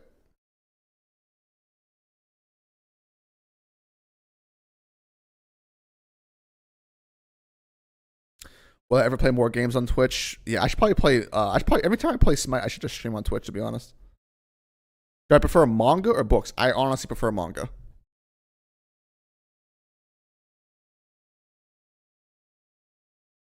Dude, according to the popularity polls, Frankie is far and away the least liked Straw Hat. Do you agree? Why do you think that is? Is he the least liked? Uh, yeah, I'd probably say I mean, he's not my least favorite, but if you like averaged it out a lot from a lot of people, I think that's probably accurate. Like not in our community necessarily, because that might be Chopper or something. Um, but Frankie's just kind of there. His flashback, while fine, isn't particularly memorable in the same way that a lot of the other Straw Hats flashbacks are. He's not in the story as much as some of the other Straw Hats are. So he's kind of there's not a whole lot carrying Frankie. We're like with Brooke. Yeah, he's there for more gags than Frankie, but Brooke's flashback is obviously a lot more memorable than Frankie's and evokes a lot more emotion. So for those reasons, I can kind of understand.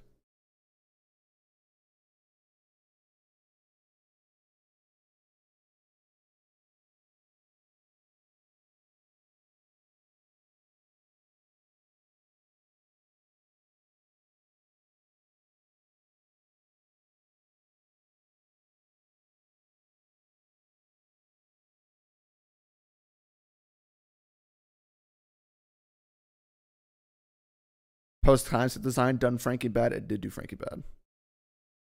Also, boys, guess what time it is? Someone in chat, guess what time it is? It is time for tradition to be upheld. Tradition, I say.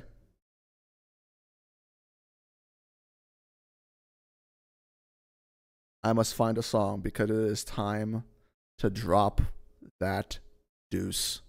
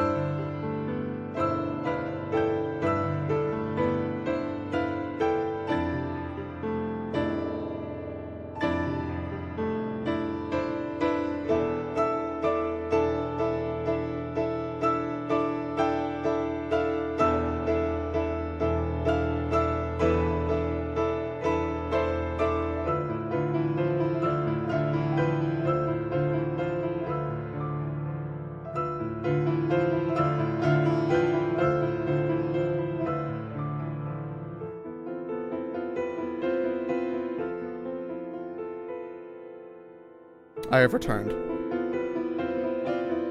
Tradition has been upheld. The masses are free. And I have returned. Stronger than before.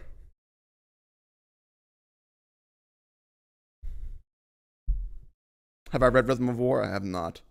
Do I miss the old One Piece? Yes. Who's a better villain, Hisoka or Orochimaru?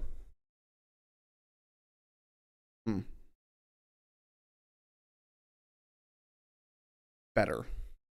I say they're different. I like Hisoka more, though.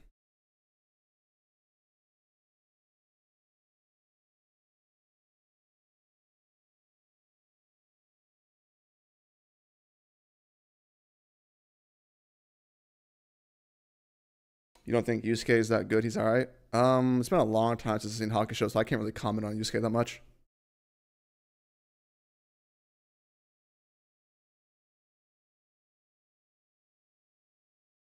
Watch the Odin flashback, Dritz. Mo, I'm not watching the anime.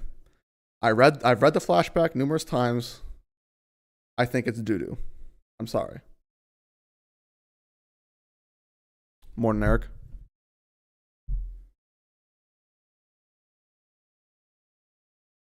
Who's better? Who's better?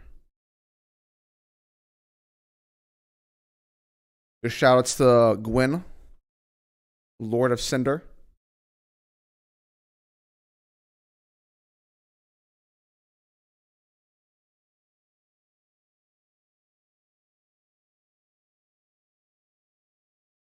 Plin Plon. Actually, an incredible OST. Very, very memorable.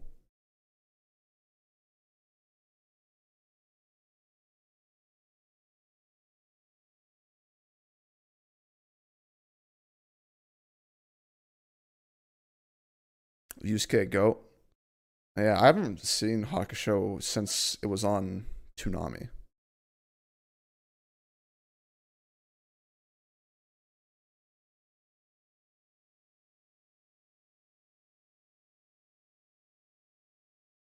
Seven a.m. Saturday. Christian is mad. Christian is mad about what? What is he mad about, Eric?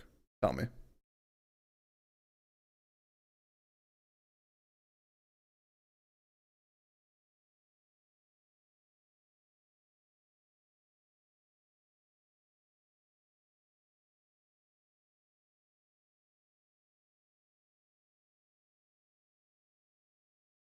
I'm probably not even qualified to say that much, Wally. It's been a long time since I've seen FMA.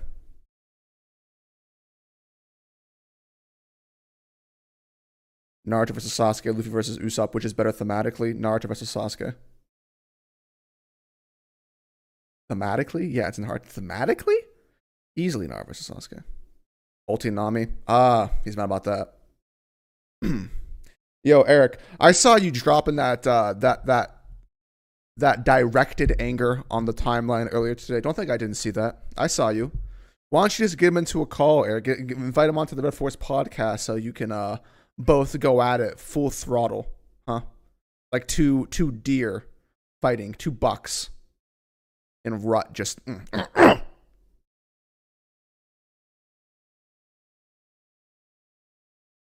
See you later, Tesla.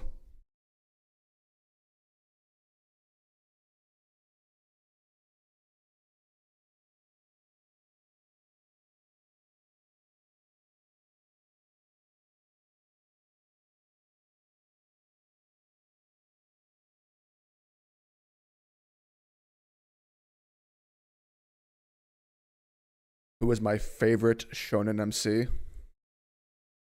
Do I have one? I don't know. I have to look up a list to be honest. Shonen MCs. Let's see.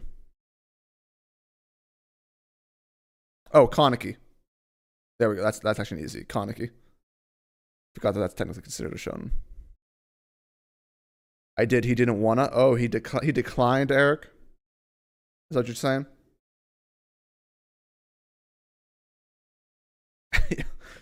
I know it gets under your skin, Eric, because like I just see these random shots thrown all the time. You just don't understand, obviously, though.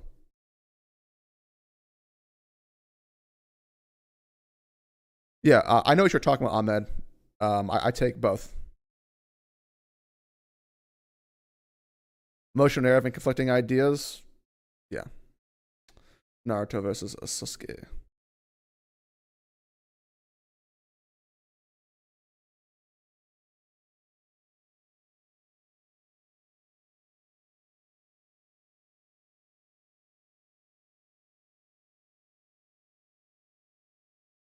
I don't count. Oh. What magazine was Go published in? What? Mm, mm, mm, mm.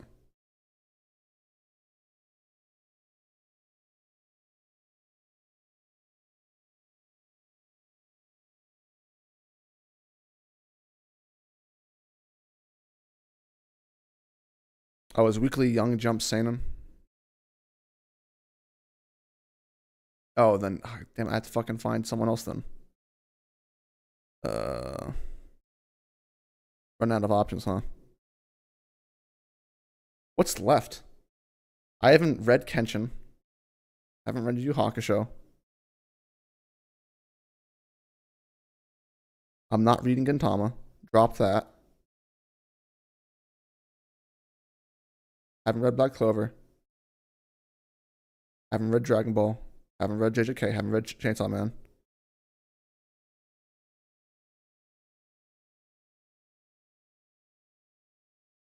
I guess for me that'd probably be what the hell's left? Let me go and look this up again.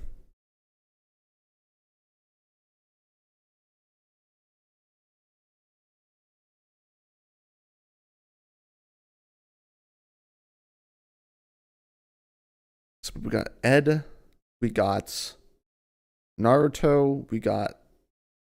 Wait, is Death Note shonen? Is Death Note count as shonen, or is that seinen too?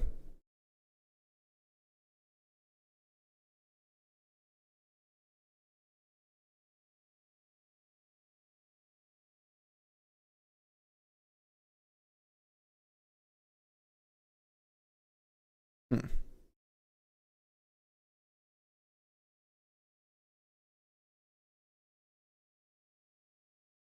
We got Gone. Death Note shonen. Okay, cool.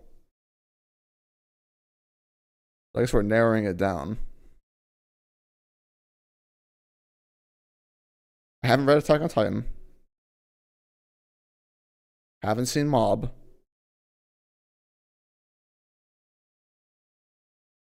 Haven't seen Seven Deadly Sins. Definitely not going to include Hinata from Haikyuu. That's out of the question. Haven't finished Promise Neverland. Haven't read JoJo. Haven't read Soul Eater. Oh man. I guess for me, I haven't read a whole lot of I guess it's between what Ed, Naruto, and Light and Gone for me. Hmm.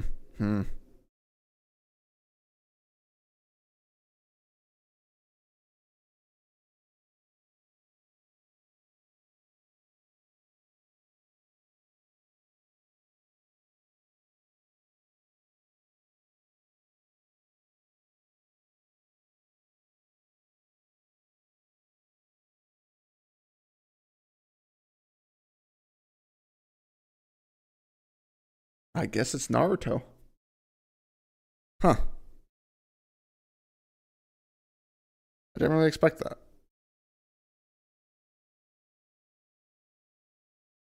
I guess it would be Naruto.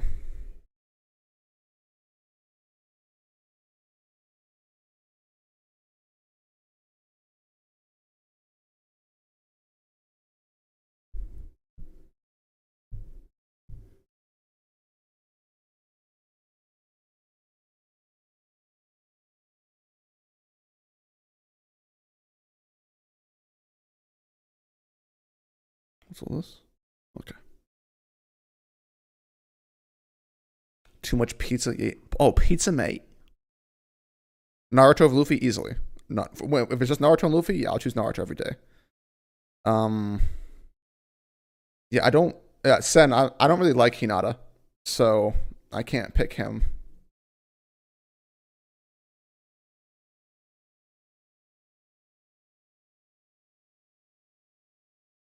Mm. Yeah, for me, I guess it'd just be the battle between the characters I said.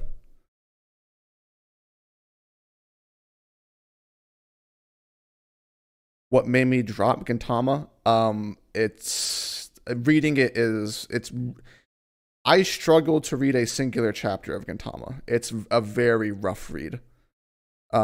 It's a directionless plot, which it's hard to get through in the beginning. I'm not a fan of the comedy. Um, so it's I don't think it's a series that's meant for me. So yeah, it's very hard for me to get through a chapter of Gintama.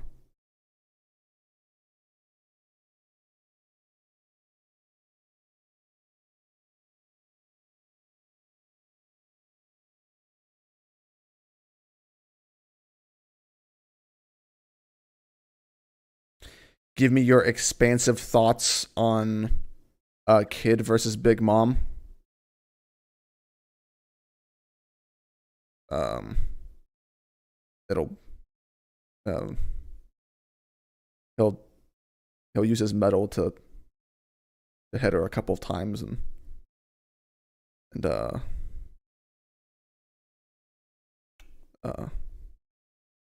then he'll say something and then the plot will separate them.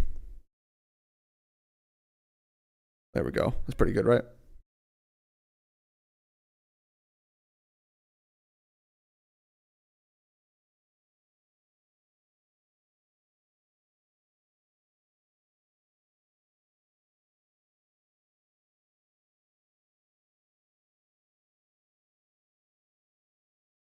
Thoughts on comedy, Dritz? Comedy and what, Eric? Edward or Alphonse? I like both, but I'll choose Ed. I feel like Alphonse wasn't included enough. Yo, King, I've like answered this question 3 times, bro.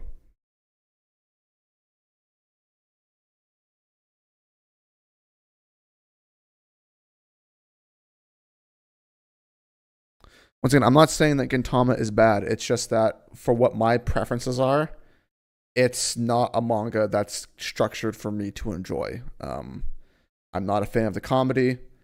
I the premise is not something I can really get behind that I find entertaining. So eh, it's very hard for me to read.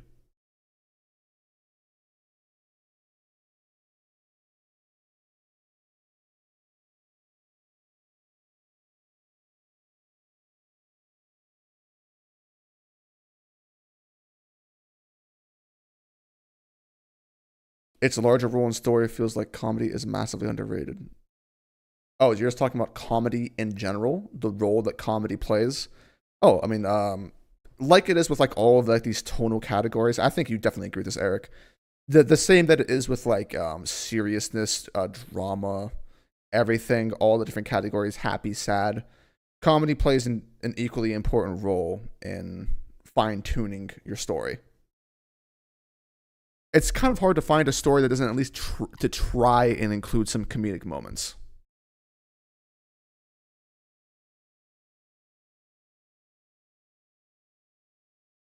I never said Gintama was bad. What the fuck? I literally said I don't Gintama's not bad. It's just not for me.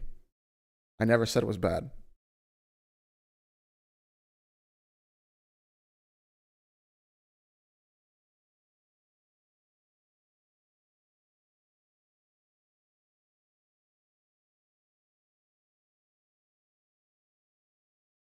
What archetype or characteristics do you like the most in female characters? Archetypes and characteristics.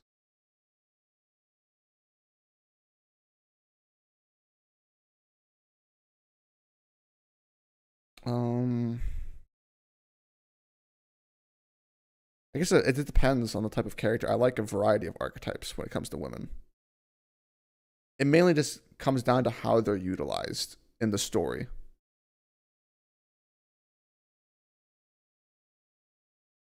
But if I had like a favorite archetype, it'd probably be kind of more like the tomboyish female characters.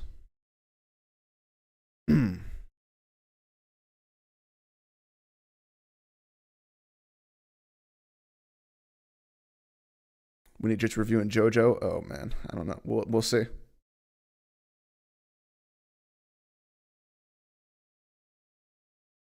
Am I reading Record of Ragnarok? No. Do I plan on reading it?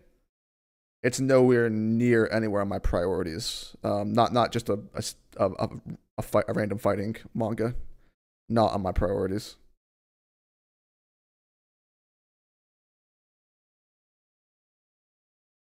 Gintama's cast is really good. If you're not invested, not gonna like it. Yeah, I mean, I'm sure the cast in Gintama is great. I'm just not invested, and the things that make Gintama great for people is not something that appeals to me, which is why it's very hard for me to get into the story. So it's just the barrier of entry is not something that works. Like it just don't work for me. It don't work.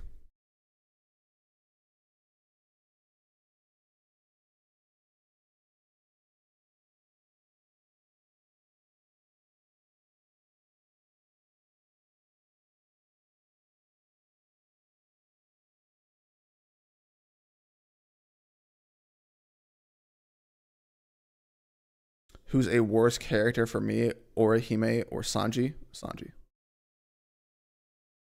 Have I read JJK yet? I've only read the first chapter of JJK, so no.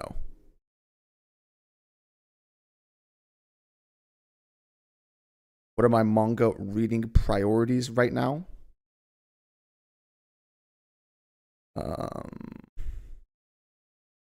Vagabond's the next one to read. After that, Attack on Titan.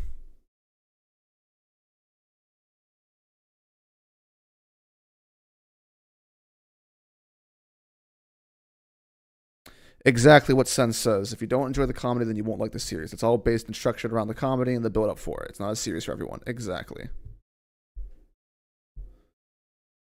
The main things that make Gintama great for other people do not hit for me, and it's not because it's bad. It's because it's just not my preference, and that's just the way some things are.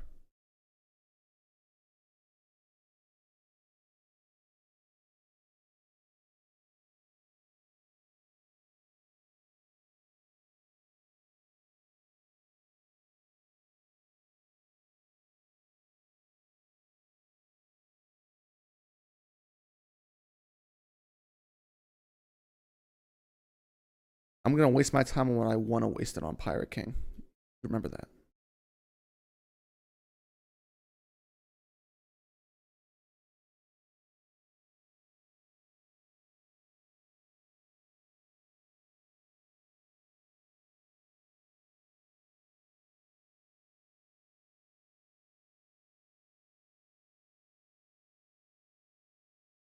Oh, I've actually already been streaming for over 2 hours already. Wow, look at me.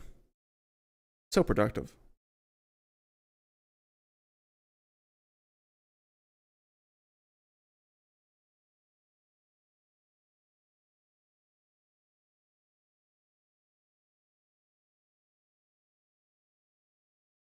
Yeah, I mean, I've always wanted to. After Attack on Titan, Vinland Saga, he knows what's next. Actually, well, after Attack on Titan is Chainsaw Man, because the person who determined this order was actually Morge. Morge wants me to read Vinland Saga, but he also wants me to read Chainsaw Man. So this is a spot specifically for Morge. So I gave Morge the choice of out of the two series, which one would he want me to read first, and he chose Chainsaw Man. So I'll be reading Chainsaw Man after Attack on Titan.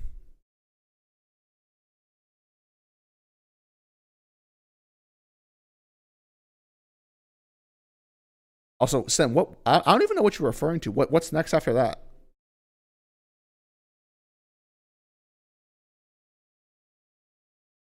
Oh, JoJo, that's what you want. That's right. Okay, yeah, that's what it was. Okay. I forgot. I was like, what the hell is he talking about? No, Pirate King, I'm just fucking around with you, dude. I know. I know you didn't mean anything by it. I'm literally just fucking around. Don't take what I say seriously. Yeah, that was one of the reasons why Morge picked it, is that Morge said that Chainsaw Man was faster, and he wanted someone that he liked to talk to about it, so he chose Chainsaw Man.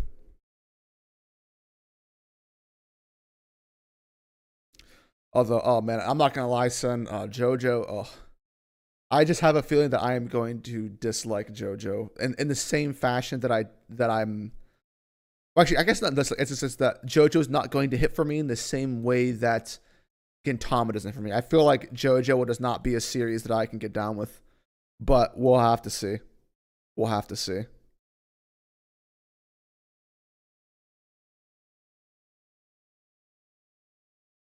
Uh, I've read the first chapter of JJK. I haven't done anything else other than that. So what's up, Last Anime Productions? Overall thoughts on the chapter? Pretty mid.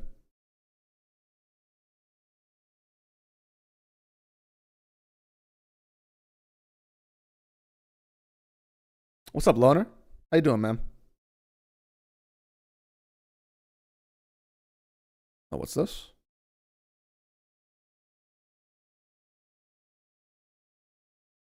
Oh, okay.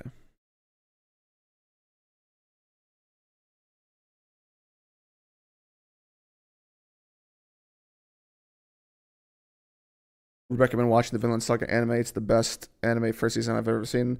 Well, I've already read the first 16 chapters of the manga, so I'll be continuing with the manga.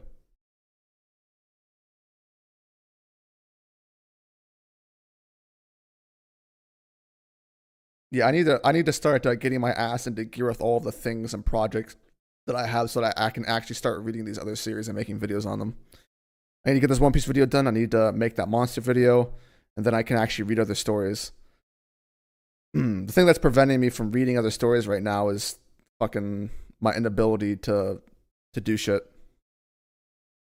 But thankfully, I was working on the script today while I was at work. I got arguably one of the hardest parts done. Arguably. Well, I guess I'm in the process of getting it done.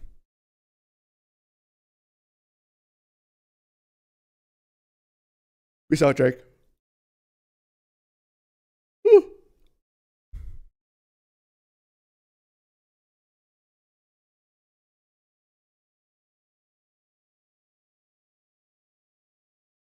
Am I hyped for Tog coming back? Um, I'm not. I guess I don't really have an emotion. I dropped Tower of God at the end of season 2.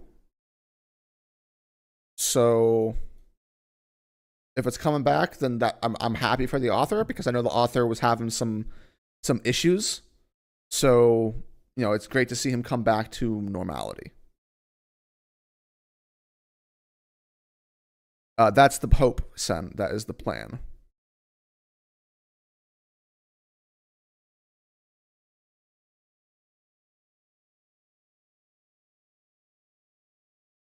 This is the monster video or the One Piece video? One Piece video. I was working on my introduction in my One Piece video, which for me is one of the hardest parts of the entire video because of just finding the right words to say. But I found the first like 7 paragraphs that I think worked for me.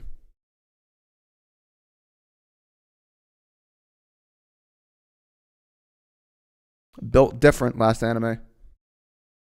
Top 5 Hunter x Hunter characters, no order. No order. Um, Killua, Hisoka, Meruem, um, Hisoka, Killua, Meruem.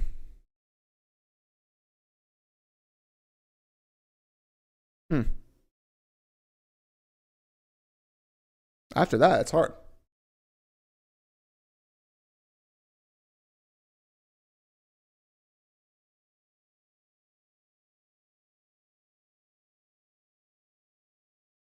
Oh, Jing.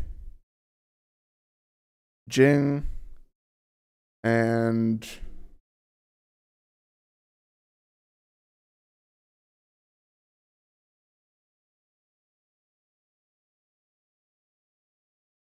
um hmm.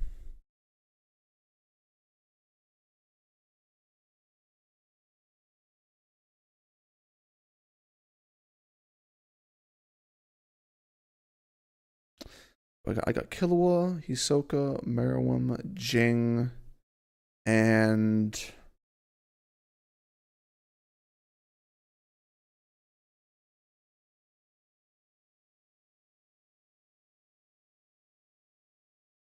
Komugi. That will be the top 5 for Hunter x Hunter.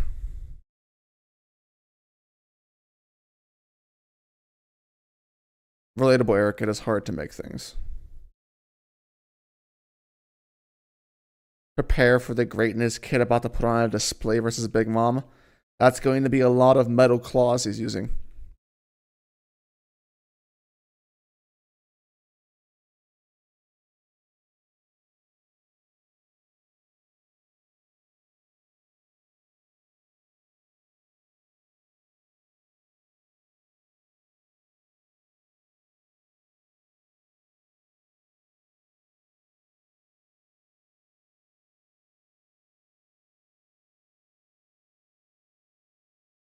Crollo? I like Crollo. Not top 5, though.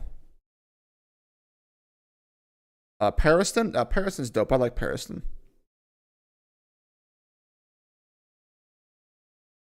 Kurapika, not top 5 for me. I like Kurapika, but I don't have like an emotional connection to him. He's cool.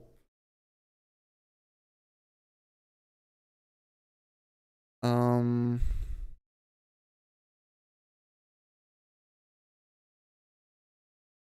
I also like in the same vein that I like Crollo, I also like Illumi. I think Illumi's dope. Um,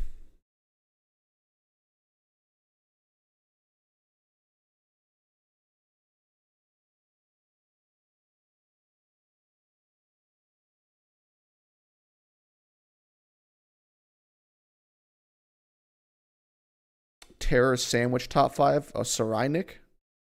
Top 5? No. Top 5, no. He's cool though.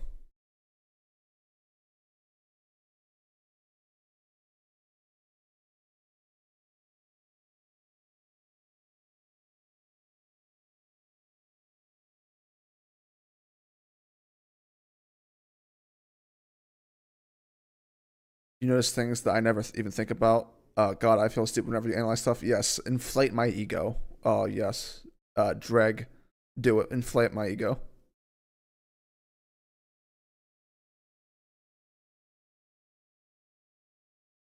Do I like Morel? Yeah, I like Morel. Morel's fine. I think Morel's a cool character. Same with Kuwabara, the Kuwabara of Hunter x Hunter, whatever that guy's name is. I forget his name. The guy that had the punch Nen ability. That was Knuckle. That was his name. Knuckle. Knuckle. Knuckle's cool. I like Knuckle.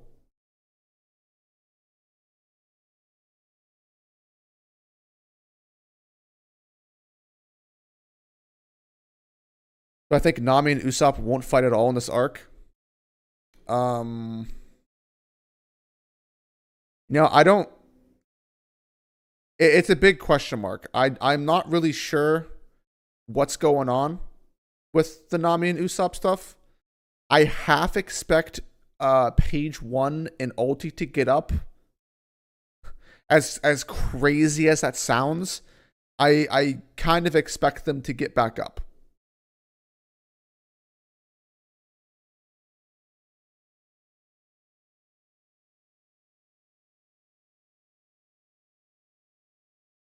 Neferpito? Pito? Ooh. I'm not really a Pito fan. I think Pito was one of the more what was a letdown, to be honest. Um Pito's okay, I guess. My least favorite of the Royal Guard by far.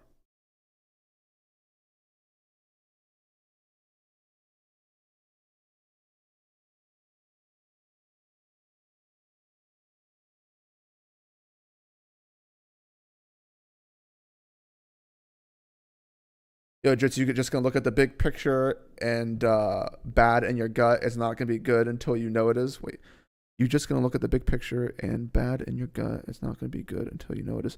Wait, Eric, what's that in reference to?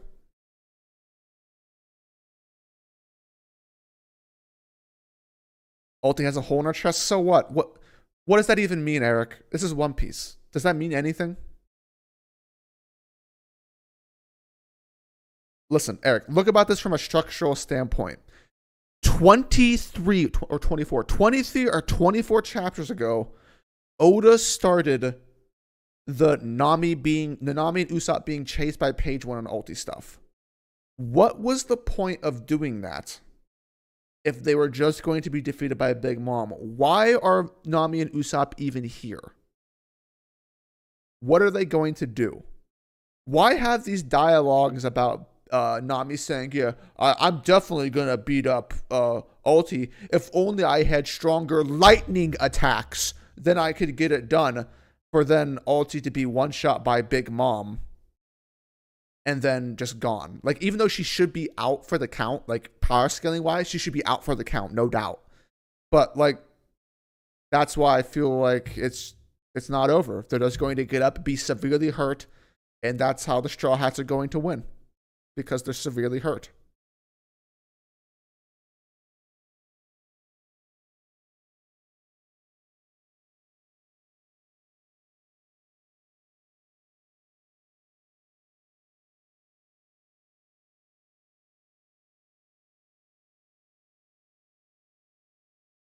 I've actually read a little bit of Kubera Philly. I think I've like maybe 40 chapters or so.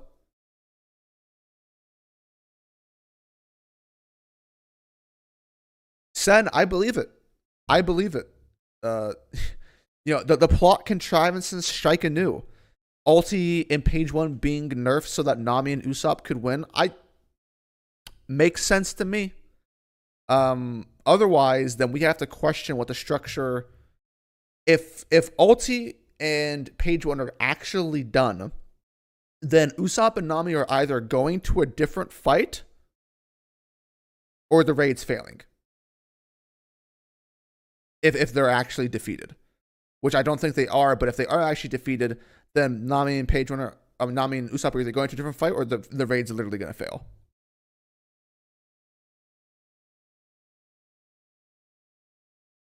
And I think the raid failing is an impossibility.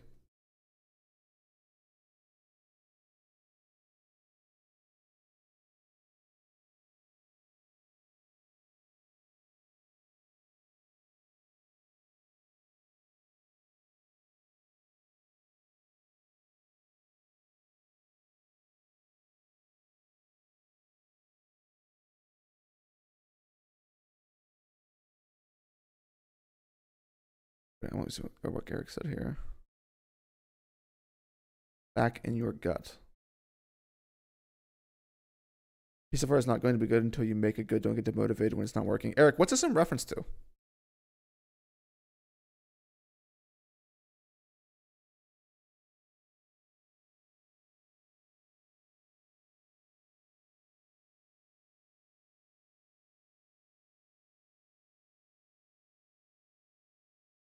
Nami and Usopp are too weak. Yeah, they've always been weak.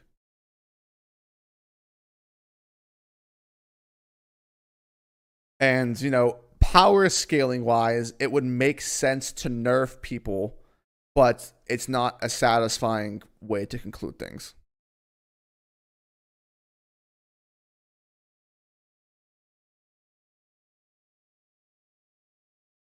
Also, I think Matt should be streaming in the next hour or so. So if you guys want more communication, I'll be showing up in Matt's stream as well to talk. Man, if the raid fails, what are you gonna do, Eric? What are you gonna do, huh? You gonna give Morge that sloppy toppy? That Australian outback? You know what I'm saying?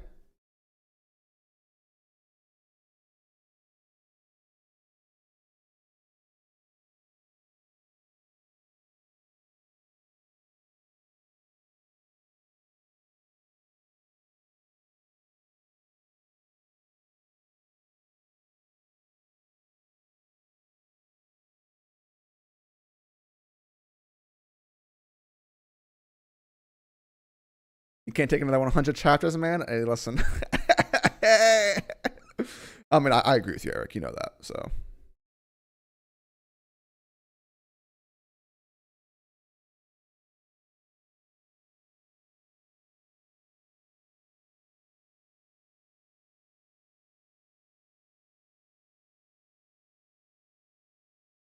Jits, how do you think Oda will nerf Kaido before Luffy beats him? Maybe some bullshit with Big Mom. Kaido getting nerfed is an inevitability. There's only two ways this is going to happen. Either Kaido is going to get nerfed so that Luffy can win, or Luffy is going to get the biggest bullshit power up of all time. One of those is going to happen. I don't really see an in-between. One of them is going to be necessary.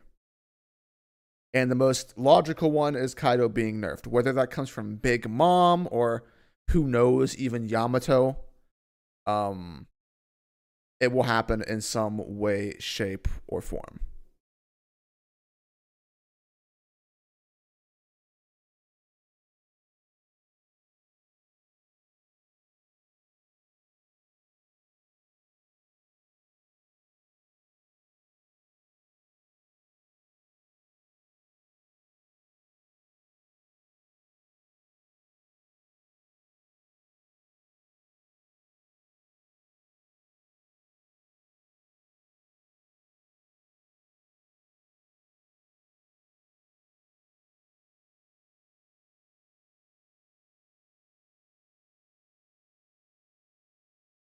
Will Oda ever reach the dark side and stop playing games? I don't know.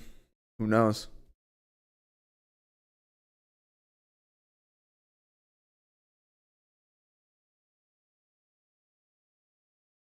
Who is saving Luffy? Probably gonna be either Momo or Yamato or Katakuri.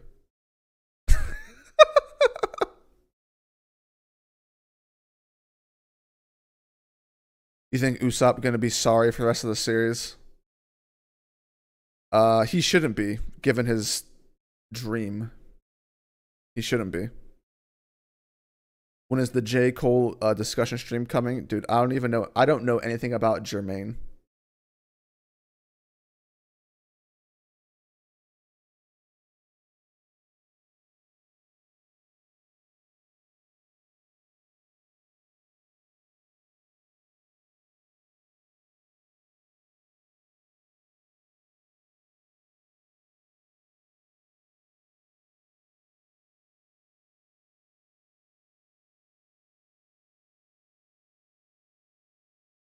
Momo to save Luffy? Yeah, I think that's the most logical outcome, Eric. Momo is able to sense voices on the roof. Momo should be able to sense that Luffy got his ass decked, and then he should be worried. Where am I uploading the VOD? If you check the description, my backup channel is in the description, or it should be.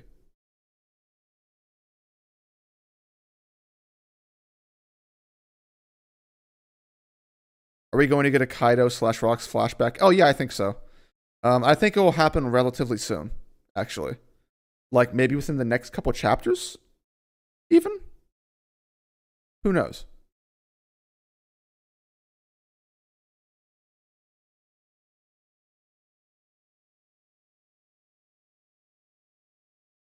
Just like came in late. What are your quick thoughts on the chapter? TLDR. Ulti stuff bad. Zeus stuff bad. Big Mom's psychopathic nature fine. Kid, who cares? Luffy being off-screened, that's a debate on whether it's good or bad. I think it leans towards the being more frustrating than anything else, given how frequently Oda uses the off-screen method.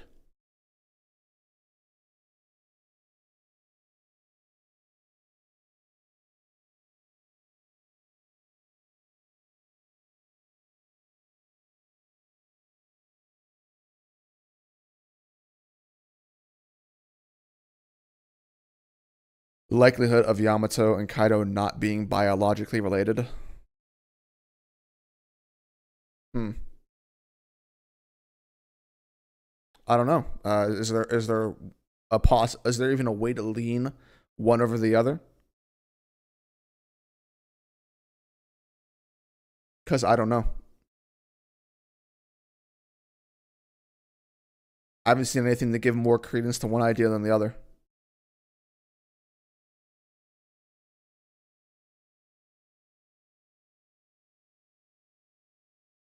Yo, Banny.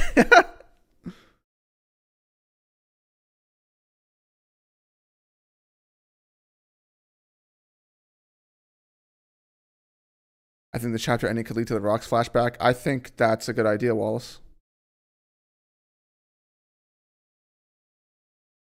You think Oda should have switched the panels to see Luffy first, then we get the Kaido stuff? No, I don't think so. I feel like if anything, like I said this when I was talking about the chapter, if Oda was just good at paneling, this could have been presented in a much more clean fashion. Because structurally, when you go to that page, the first thing your eyes see is not the Kaido text crammed into the right side of the panel. It's Luffy falling. So you see, oh crap, Luffy's falling. Oh, that's a surprise. And then like, oh, now I gotta go read Kaido's shit. The way it should have been done is that the Kaido section should have been a page by itself. So that whenever you go to that page, you just see Kaido talking. And then when you flip the page, there's a complete page to Luffy by himself falling. So it's like it's following a better flow and structure to how you design the pages. Oda has an issue with paneling, obviously. And not like it would have made the moment great, but it would have been presented better. But we know that Oda likes to cram things into small corners now, so that's just the way it is.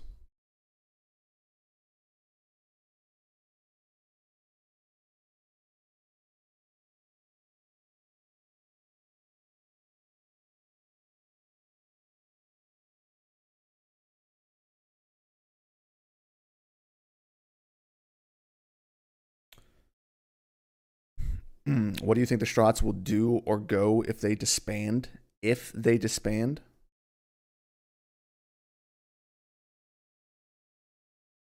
Um, oh, oh. Sanji will open a restaurant. Everyone else just go do some stuff, I guess. Proper doctrine. Sanji cooking. Nami, Nami's not shy.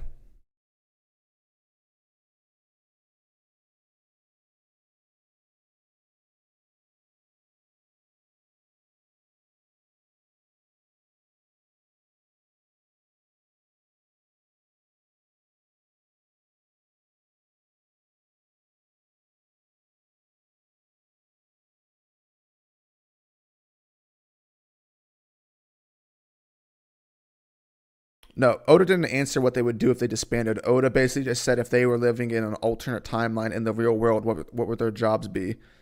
Luffy was a firefighter. Um, what was it? Robin was a librarian, I think. Nami was like a first grade teacher or something, like a just like a teacher for kids. Um, Also, I think one was Sanji was a hairstylist. Actually, he wasn't even a chef. I think he was a hairstylist. Actually, I can look it up. I can look it up. Is Straw Hats jobs SBS? Um,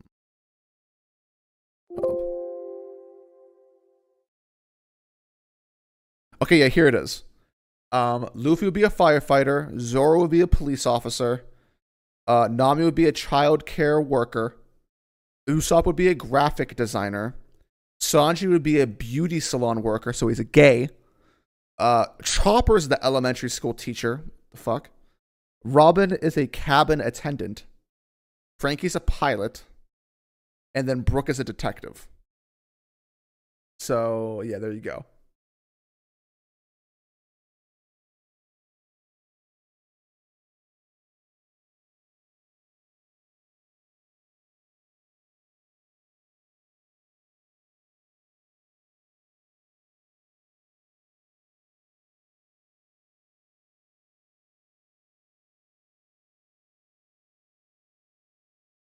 Yo, Young, calm down.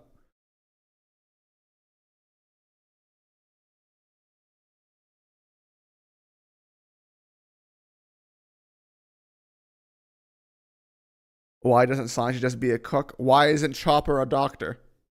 Why is he an elementary school teacher? What is that? How does Robin not have anything to do with books? She's a cabin attendant. What is that?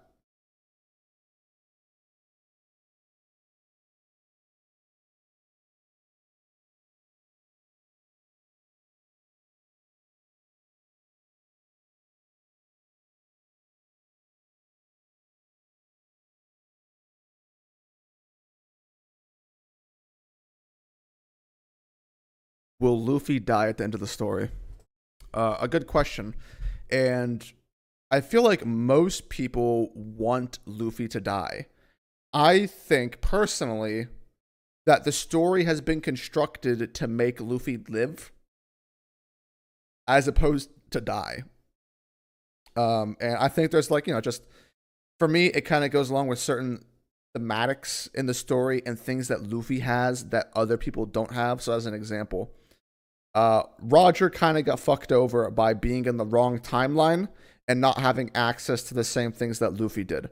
There are at least two mechanics in the story specifically designed to be able to save Luffy's life, in my opinion. One of them, Chopper.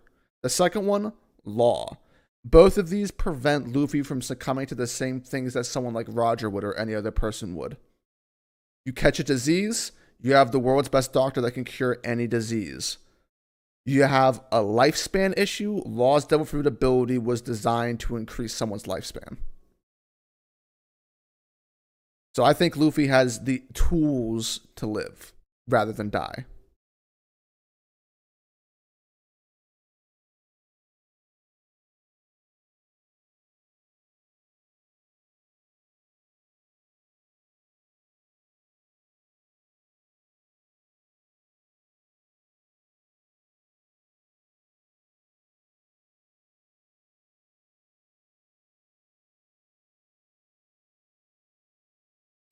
Brooke would definitely make a lot of skull jokes. Well, I was speaking in hypotheticals, Mert.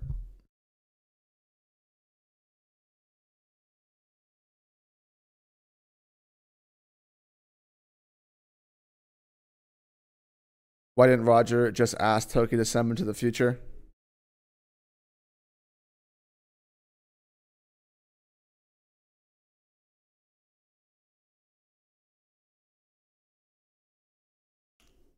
Hmm. There are a few answers I can think of, but I don't know if any of them are definitive. Roger's time was up. I feel like he knew they would take a longer time to get the things that he wanted done to be done.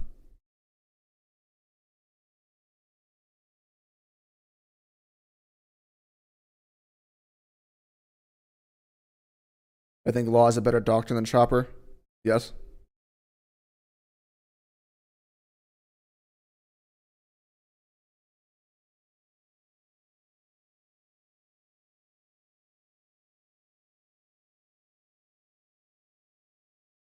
But going back to the Roger moving forward in time question, part of it could be that Roger saw more worth in starting the Great Pirate era rather than moving forward to a specific point in time. Because if Roger never started the Great Pirate era, then the Chosen One wouldn't be around. Question like doing what Roger would want them to do.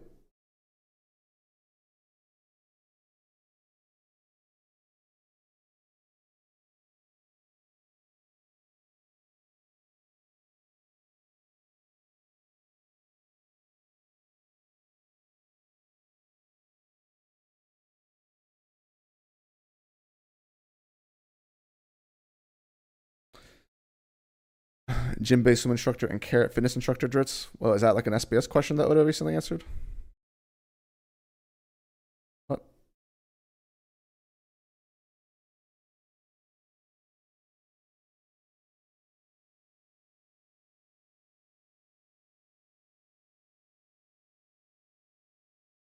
Luffy still top 10? He was never was. Never was.